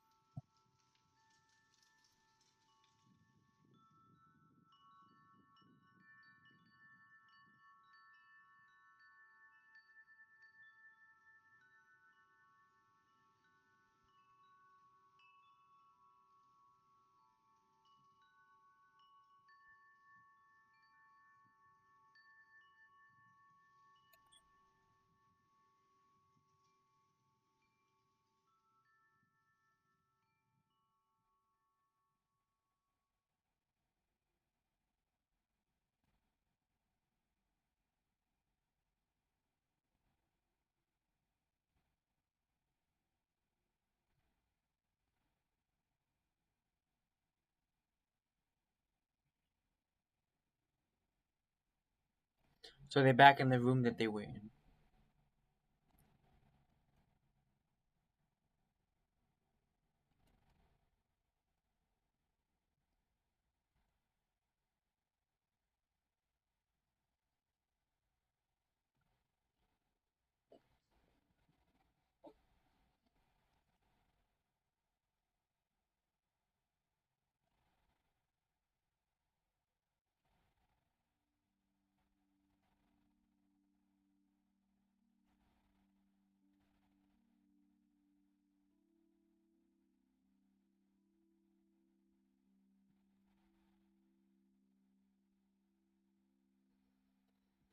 I have to stifle a short yelp with every bounce by the time I reached the doorframe, and I had to lean against it to catch my breath. My hands shake as I rub my eyes, the pain making me wonder if I'll ever be able to walk without a limp again. Another groan from the room next to me forces me to move again. The hallway now, I'm able to make out the signs a bit better, realize it has a feminine quality to it. Jenna, my voice comes out in a crackly squeak, and I grunt to clear my throat. Jenna! I try again, and wait, but there's no response in return. I force myself to step into the hallway, lean to the wall for support.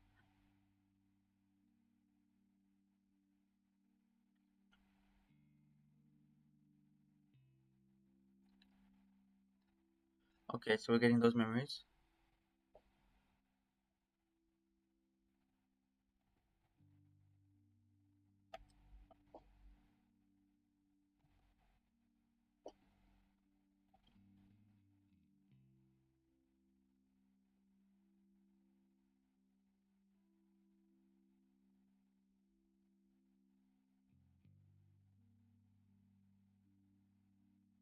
Okay, so it's opening the door. This time it opens halfway and I'm able to see into the room. Just like last time, there's no light coming from within the room itself, so I have to rely on the dim yellow light coming from the hallway. It casts a widening band of light into the concrete room as the door opens. The spell hit me like a wave and I immediately gag, pulling over and pressing a hand onto my nose before pulling up my neck on the shirt on my nose. Sure, I'd smell like BO from 2 days of running in fear. It's better than the sweet smell of rotting meat that's enveloping me.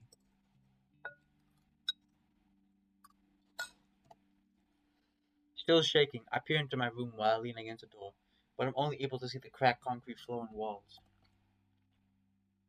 The grunting, choking sounds reach a peak but now, and it's coming from beyond the band of light. It's an inky blackness that all isn't different from what Kyle and I had run through. Hello? No response. It sounds like the grunting had stopped too. Shit. I have to do something now. I think about just kicking the door open and jumping back, but then I realize, remember that there's nothing really I can do with my feet right now. Taking a deep breath, I set both hands against the door. I steel myself for whatever I'm about to see, and shove the door as hard as I can. The door swings in suddenly, scraping horribly against the floor the entire way. I yelp at the suddenness of it all, the tension all exploding out of me once I jump back in fear. The band of light widens, sweeping over the entirety of the concrete room before the door finally lodges against the wall with a snapping sound. Almost lose my balance, arms swinging around cartoonishly as I try to hop on one foot. At the same time, I'm fearfully eyeing the opening, terrified of what I'm about to see. But what I do see is definitely terrifying. It's Jenna in the middle of the room. She's hanging from the nose, muzzle tilted up, so I'm able to clearly see the room. It's not Jenna, it's John. Because I remember reading, I think, I think I remember previously that like he was lynched.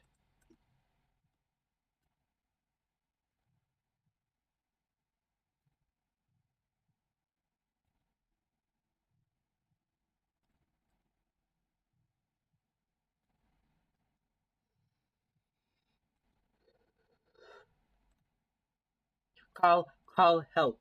I feel myself to panic. Desperately, I look around, trying to find something, anything that might be used to cut at the rope. Jenna? I call up at her. I can't see her eyes from this angle, but I can't feel any movement in her. I try to press my ear against her chest, but I'm not sure if I'm doing it in the right spot. I try to quiet my breathing and actually listen, but I still can't hear anything. Shit. Carl! I feel myself starting to hyperventilate and try again to slow my breathing. I pass out right now, I'm going to be less help than I already am. The wall is starting to take on a surreal tint, and I think I'm actually dreaming. I think about running to the kitchen, but I don't want to let her go, especially feel like she's on the edge of dying right now. I reach up again and start to worm my fingers underneath the rope, but it's useless. It's a useless, way too tight. My eyes start to wander as I realize I'm not helping her at all, now aside from maybe taking a little pressure off her neck. But it might be too late anyway. Help. I'm suddenly hyper aware of the screaming pain in my ankle. Okay.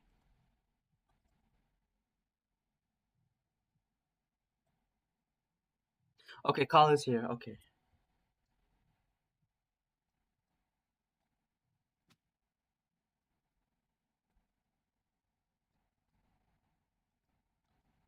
Are you okay? I reach out to her. I'm fine. She leans away from a little from my hand, so I drop it. I thought you were gonna die, Jen. My voice is all shuddery and I struggle to keep my emotions under control. To not have a panic attack. Whoever was controlling the whole scenario just tried to kill one of us. But then I guess that's already happened with that shadow creature thing. And even what's happening to Raven. Jenna picks up the knife and brings it up to her neck, starting to saw away at the rope. I can help. She ignores me. I look over at Carl and see that she's flat on his back, arms spread out. Thank you, Carl. I don't know what I would have done if you hadn't showed up. Carl raises a hand in acknowledgement. How the hell did you get a knife? Carl takes a few more gasps to catch his breath. I heard you guys and I saw that. He gestures up at the hanging rope. The end of it frees out under the cut. Remember the knife I dropped when we were here before? Thank God. We laid there a while longer, Jenna busy hacking at the rope, Carl choosing to stare up at the ceiling. That almost peaceful silence is shattered as a husky tumbles into the doorframe, gasping the wall as he practically trips in. Whoa, hey guys. He grins, waving a hand at us as he rights himself. He looks around at us, taking in the scene. What happened? Jenna got hanged, Carl cut her down. There's really no way to sugarcoat it. Oh crap. He stares wide eyed at Jenna. Well, guess it's surprising it wasn't me this time, huh? He lets out a high pitched, nervous laugh. None of us even cracked a smile. You okay though? Fine. Raven looks around the room. Well, it looks like we're still here. Kyle let out a big shuddery breath. I don't know if we can do this anymore. What do you mean? We're stuck. I don't know what else we're supposed to do. Just keep looking around. We're finding stuff, right? And then what? Get stuck into another fucked up place where we'll be chased around and almost killed. He waves his hand in Jenna's direction. Look what just happened. It wants us dead. Carl. I trail off. What? I try to think of something to say. Anything that might convince the ram to keep going. Just a while ago, minutes, hours, days, I was having the same doubts. But for some reason, Carl's sudden demeanor of defeat had me more motivated. Because if Carl gives up, what else is there to keep me going? There's a soft snap, and I look over to see that Jenna pulled the rope from her throat. How's your neck? Jenna rubs it. Fine. Her voice has an air of complete disinterest despite the situation. She seems distracted too, her eyes flicking around on the ceiling like she's expecting something to hang up there. I look up too, but all I see is concrete that's spiderwebbed with cracks. The rope, I notice, is hanging from nothing. It sort of just grows out of the ceiling. I call out at another sign next to me. Wish I had a joint. I feel a small flick of annoyance. And how will that help anything? Carl's quiet for a moment, clearly sensing the change in the mood.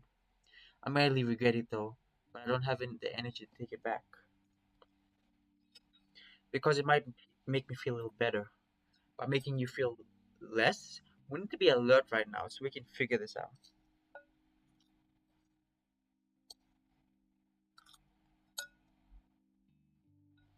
I bring my tone back down to normal, realizing how fair it would be if I get mad at Carl right now. I don't know if we can though.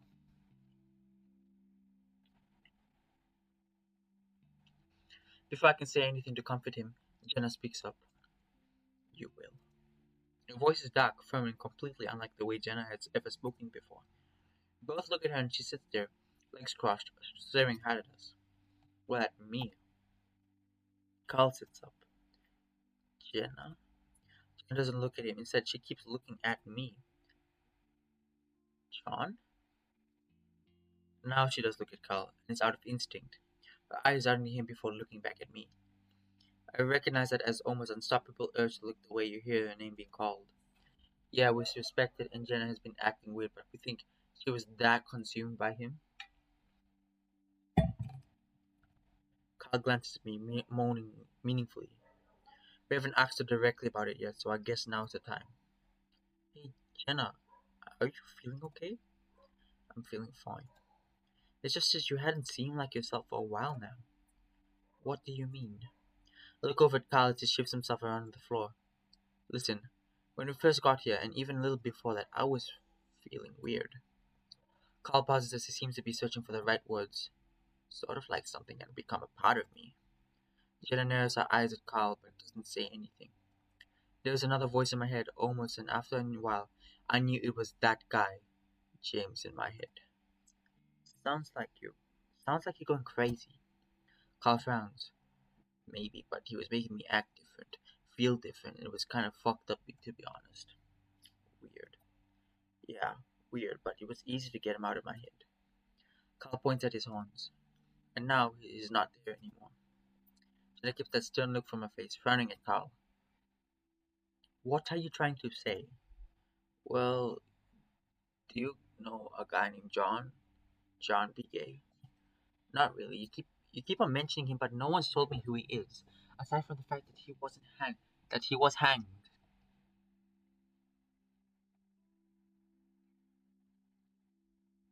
He was some of the pictures with James Hendricks, the founder of the town.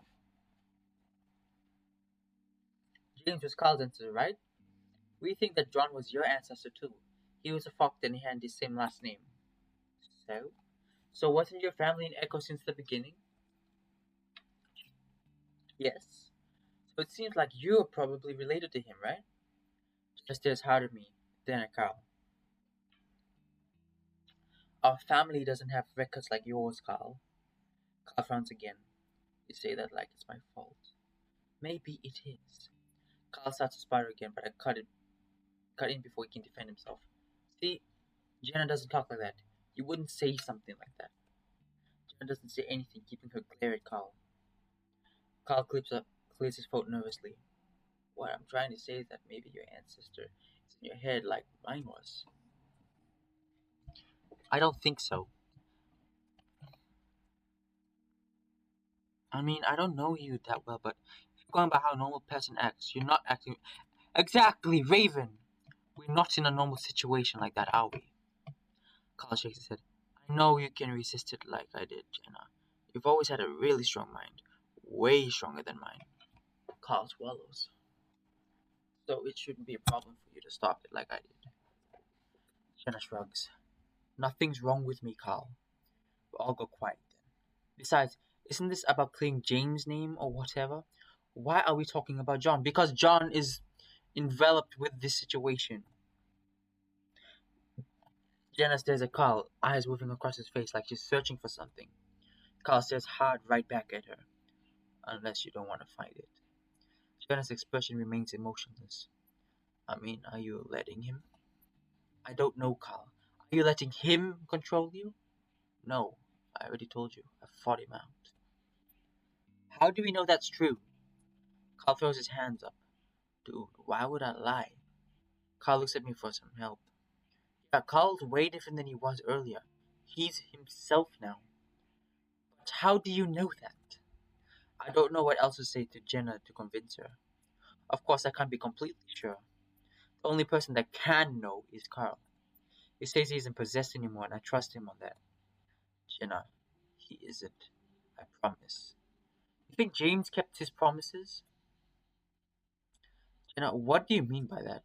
A strange look crosses Jenna's face, breaking out of the stoic detachment that she's been betraying for the last however long it's been. It's confused, but it's also like she wants to say something with her mouth open. Jenna? She seems to be frozen like that for a moment before she seems to finally give up, shaking her head. I don't know. She glares at Carl. He blanches defensively. What? You keep on acting like this is my fault. Maybe it is. Is James stopping John from saying something?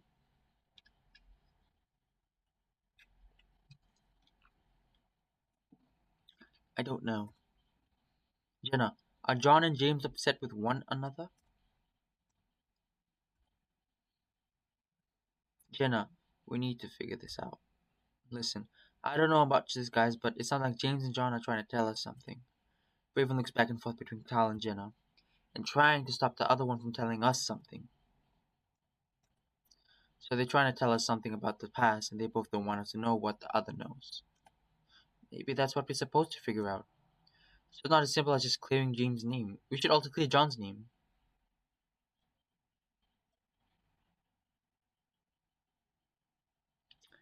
Yeah, we're basically in that. Did you find anything about them in the crawl space?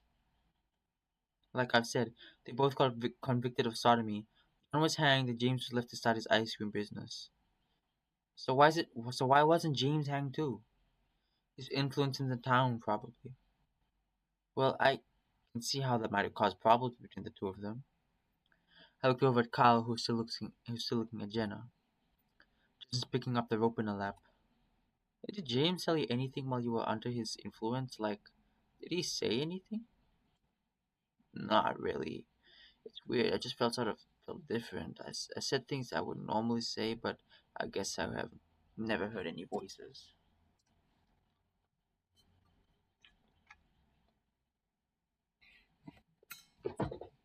Unless one of the spirits decides to do something else that can help us along somehow.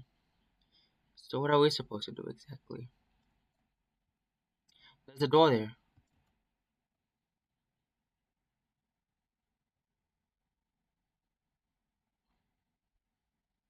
I think you would have seen it the first time I looked in. What? So we're just gonna go through another door? Might as well. I reached out, resting out a hand on his. Carl, this might be the last one. It might be the way out. Carl snorts. Seriously, dude, do you think they're just gonna let us go? We've accomplished nothing. We can leave you here if you prefer. Carl, we have to keep moving. If we go through another door, we're at least going somewhere. Yeah, and besides, the bad stuff has already happened to me in Jenna, so you guys probably have nothing to worry about. We can't stay here forever. Maybe we could just keep pulling grilled cheese sandwiches out of the cupboard. Carl props himself up on his elbows. Who knows? Maybe I can get some weed out of there. Carl looks okay. Come on, man, we're all going in together.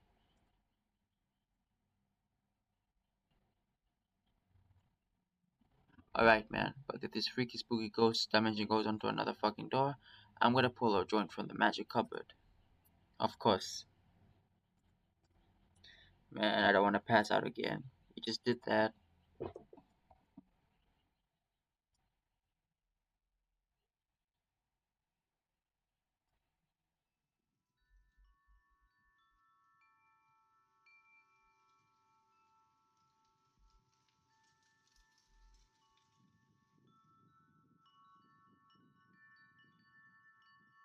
Okay.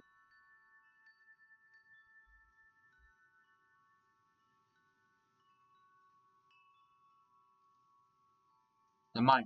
Something should. Hey, Sam! Samuel! Some things should be left alone. Just rolled silently at the mine to the mine. Almost okay. Every single person here. Something's about out of the entrance, something. Oh, okay. You will never escape. You'll always come back. Red seems from the hole, running up the side of the mountain in a wave, turning rock and dust the color of blood. We'll always be running in circles. I start jogging up the trail, panning in the desert, keep not sure what I'm doing. The sky in front of me lights up the same ominous red color in the direction of Echo. Somehow I'm able to scale the side of the mountain in just seconds. I get to the peak and I look over the edge. I see the town, but it's not the sound I remember at all. At least, not at all. Lake Emma's in the distance to the left. The motel and supermarket are to the right. The ruins by the lake aren't just old foundation remnants anymore. They're fully standing now with their log walls and roofs. Several dozen more houses run up the side of the lake, standing in stark contrast to more modern buildings further away, towards Main Street. There are even fewer buildings there that I don't recognize. And there just below me is Carl's house. But it's different. The mansion is bigger. The walls are lighter color. It looks older. Somehow I'm already there. Like I just teleported straight down to stand on the roof of Carl's house. I stare down at the slope towards the town. There next to the road is a wooden platform built on a big tree. There's a rope hanging from the trees. A noose. Look back down at the town, at all the different buildings. But no matter which structure I'm looking at, one thing's the same. They're all lit up blood red. Watch as what looks like spinning blades come slowly into focus above me. I tense up, but only for a moment as I realize what it is. A ceiling fan. Wait, a ceiling fan? Isn't that? I sit up quickly, only to immediately swoon as the room starts to spin around me. I grip on over to what I'm sitting on. It happens to be soft and smooth. I look down and see that I'm on top of a blue comforter. To my left, Jenna, Raven, and Kala stretched out next to me on a king-size bed. To my right, Sunset Stream. Okay, where is this? Where is this? We're back! Oh my god, we're back! Oh! Guys.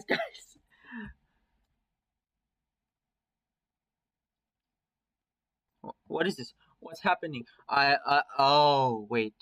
I don't think we're actually back. Guys, we're back in your house. Carl, where are we?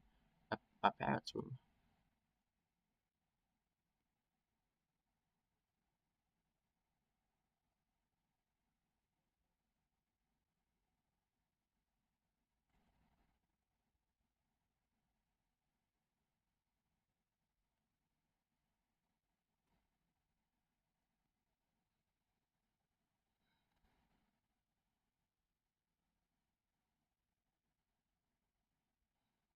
Something's a little off, man.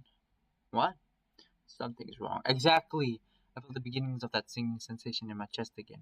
Why? My parents' room isn't this big. Look around. I guess it looks a bit bigger than usual. The balcony seems to be the right size, though. And the floor. He points at my feet. Where's the carpet? Carl confirms my suspicions. My dread continues to grow in my stomach. Maybe they took the carpet out while we were gone?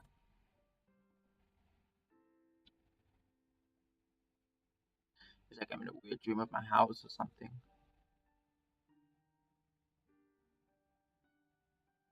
Yeah, fuck.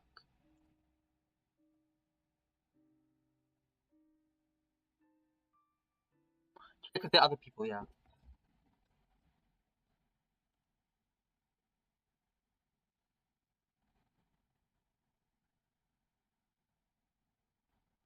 Chase, I'm gonna move to the deck.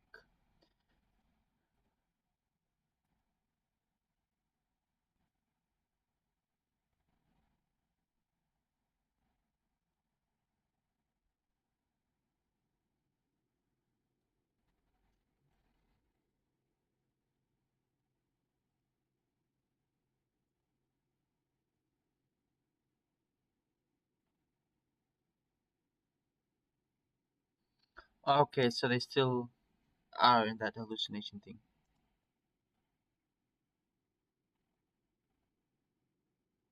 What the hell?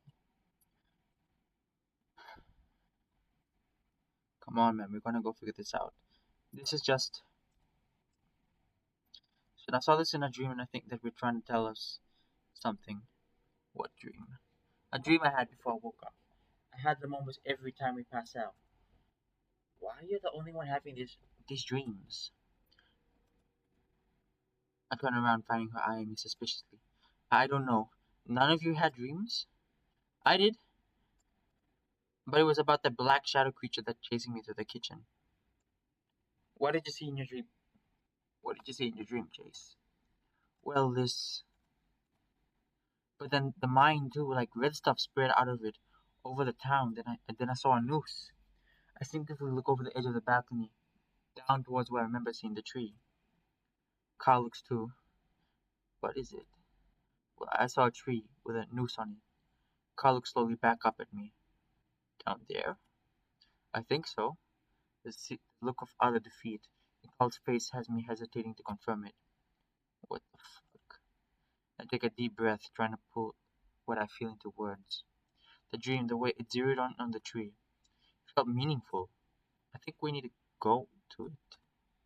Jesus, why? don't know, but I don't know where else to start. This place is massive. So what? They put out another letter for us to find there for some reason? Maybe. Guys, Jenna left. What? Where did you go? Downstairs, I guess.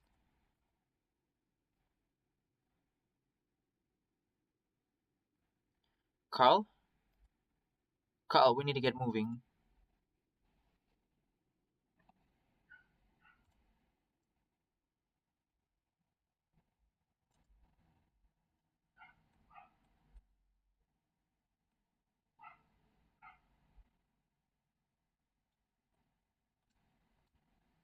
Okay, so they're like in a very advanced hallucination of his house.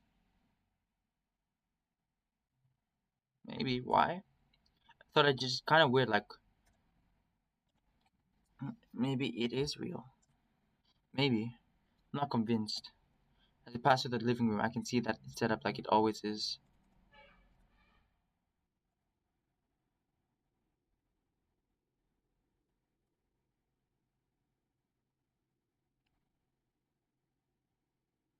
Man, it's so fucking close to being real, this place. Yeah, I don't have much else to add, but he's right. It feels so close to being home, but none of it is home. I slow my pace as I turn right at the end of Carl's driveway, practically tugging the ram along. We moved a short distance down the road, then moved to the edge of the left side of the road. I look down over the side onto the rocky sagebrush covered slope. And then there's Jenna. Somehow she's immediately found it on her own. That old and rickety wooden platform sits under the tree. The tree, okay. We need to know what she's gonna do.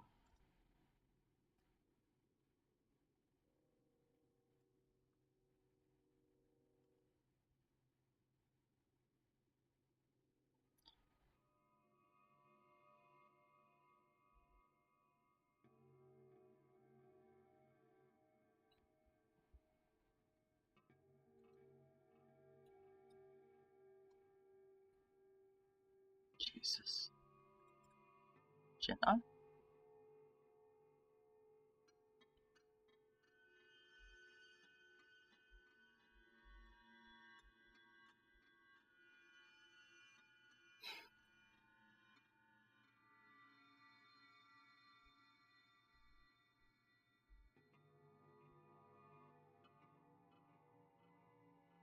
That's John. It's John. It's John.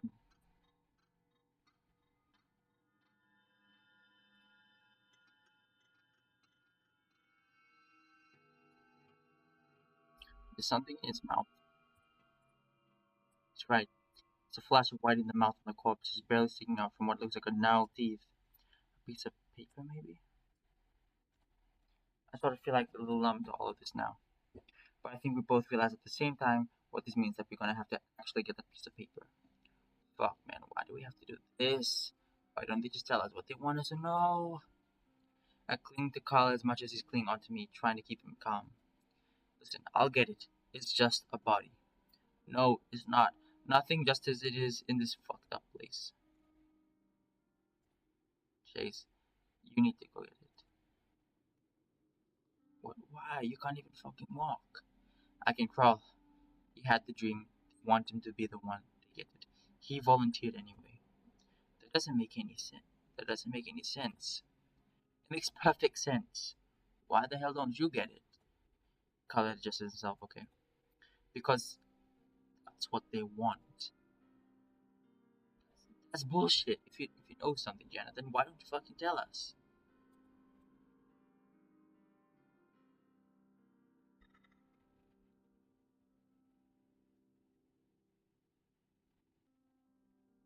Fuck no.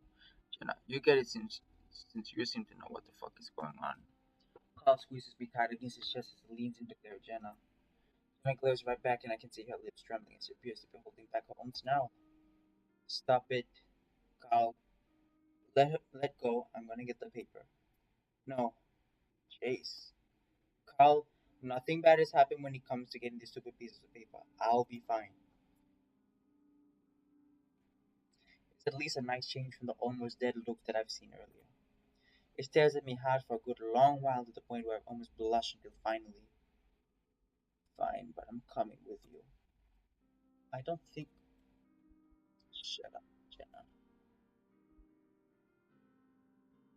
It's okay, let's go.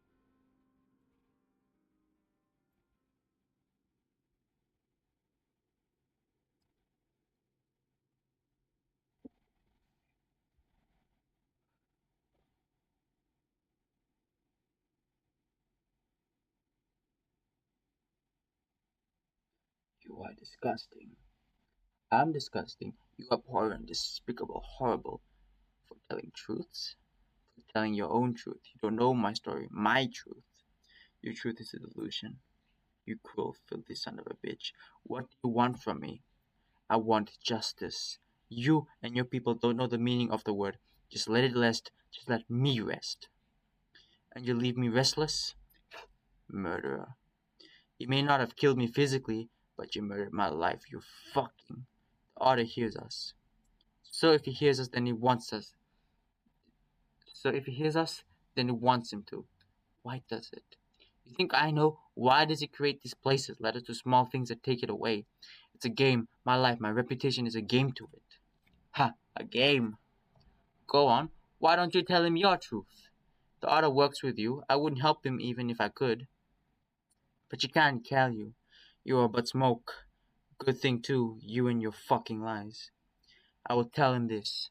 Otter, you are stuck here because you cannot see the truth. And until you do, how will you know the truth if you only lie?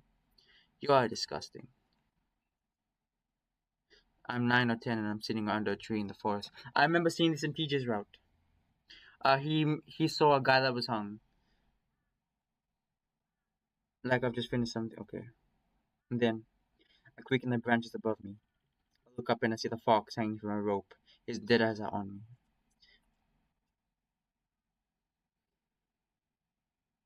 Why don't you get your ass up there and dig it out yourself then? He's awake. Chase?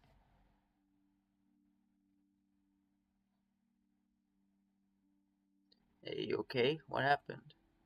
I don't know. There were eyes. Stare out at the fox, but the eyes are closed. Yeah, me too. But you sort of fell back. Sorry, I dropped you. I just think you hit your head. That would explain the headache. My heart throbs with each heartbeat. Why didn't you grab the letter, Chase? Are you kidding me? It just it just passed out, and that thing had something to do with it. Like I said, dig it out of the fucking mouth if you want to. Dig what out?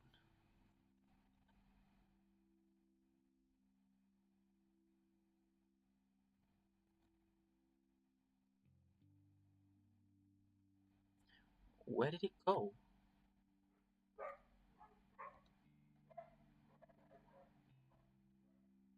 What happened? You fell. No, the fox. What happened to the letter? Um, he ate it. He ate it. How? It just sort of gobbled it up. God. So are we not supposed to read it?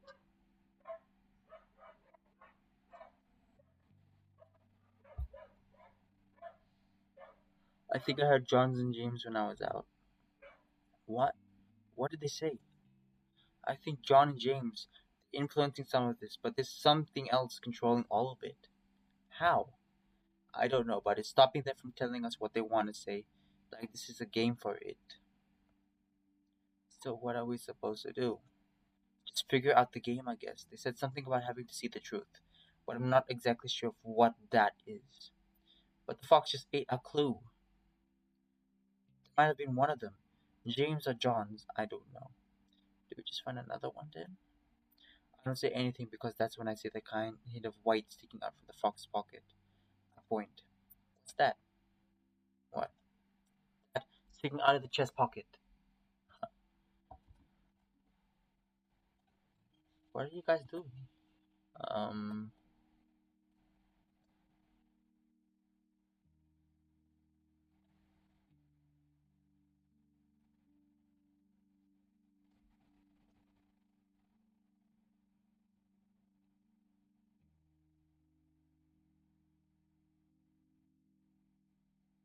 Okay, he got the note.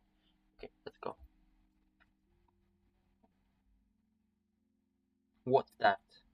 Another letter or something. Where did you get that? The fox ate it earlier. I saw it sticking out of the pocket. I guess there was another one. Jenna goes quietly and expression darkens.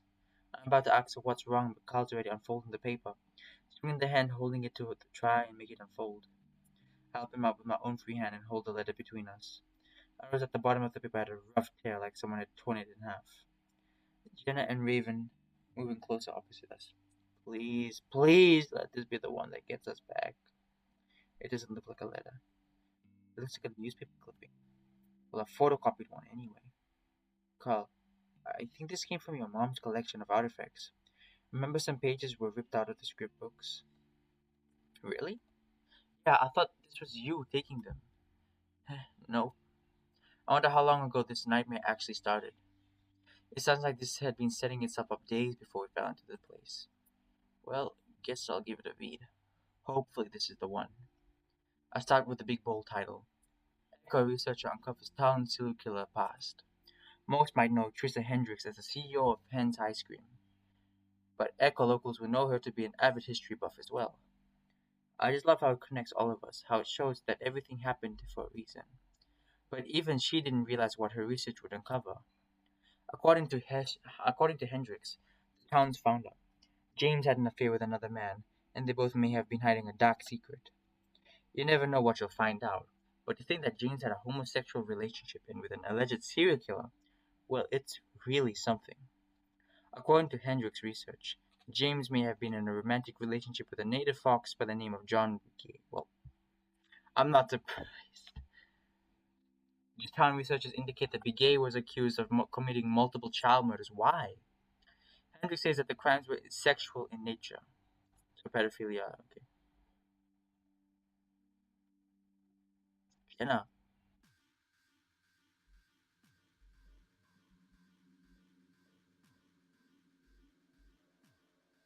there was a knife? What? Je- she stabbed us.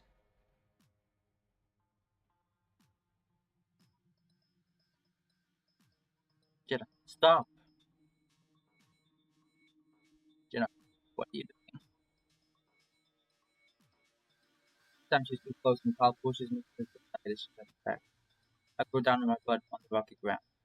Future, flying beast. Where's my? I don't know. What did I?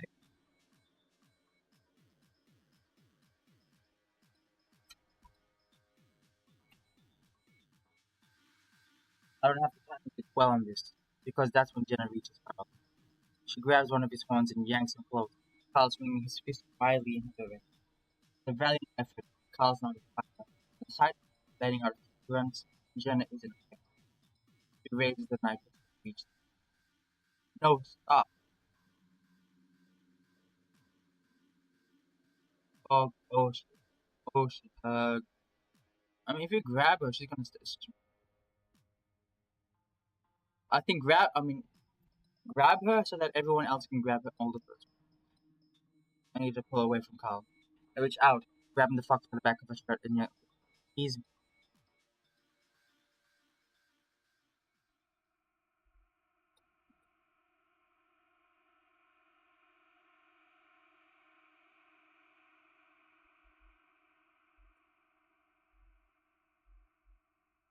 Oh shit.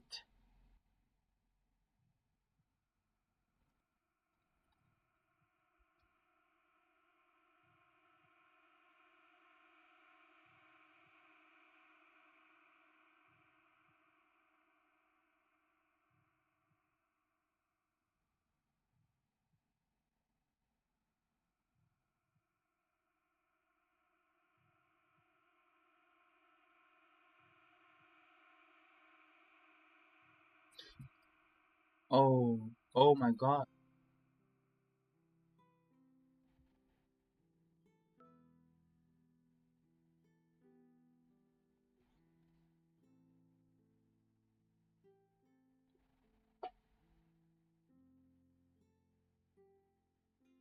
Well, that was. I just realized that you can actually get a game over. So that is actually cool. I'm very happy that you can actually get a choice out of this. So we're not gonna grab Chen, we're gonna push her away.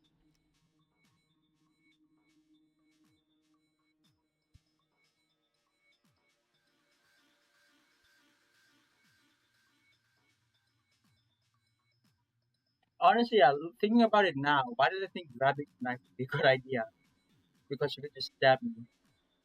'Cause my thought is that they could, once I grab her, everyone can grab on hold of her, grab a hold of her, and yank her out of it. But I guess pushing her is bigger. So,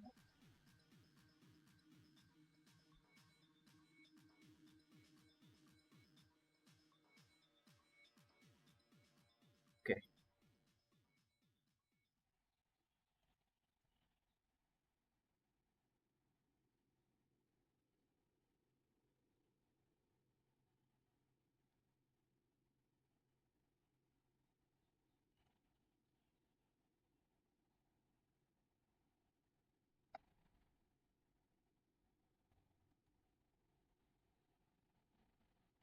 She does not need time to cool down. She is a fucking murderer.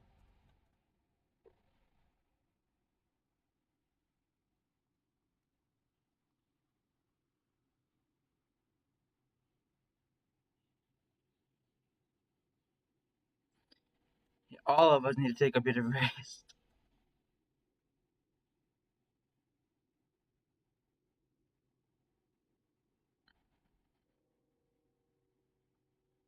No, come on, we will.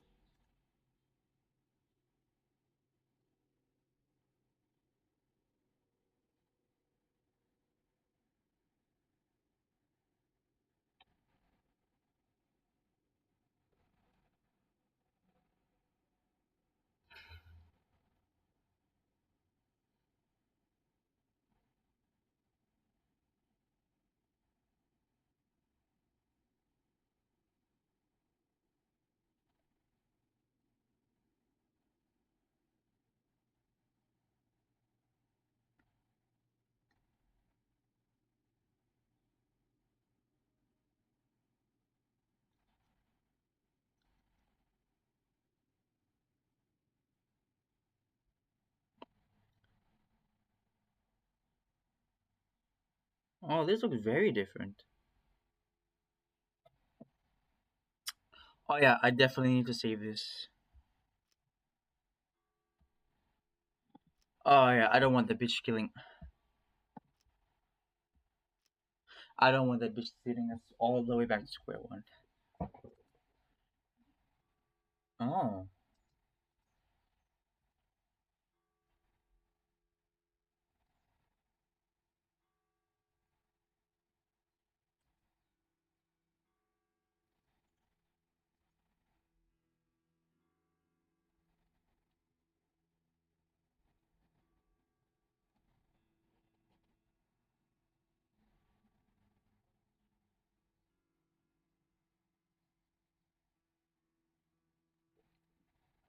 fuck! What happened?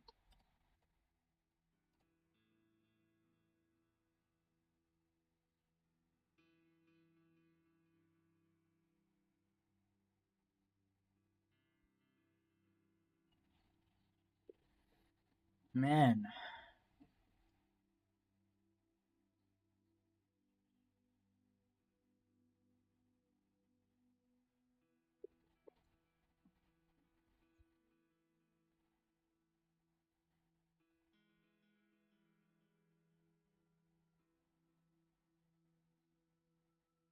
honestly, I think I'm gonna like save it from here because I've been playing like a lot.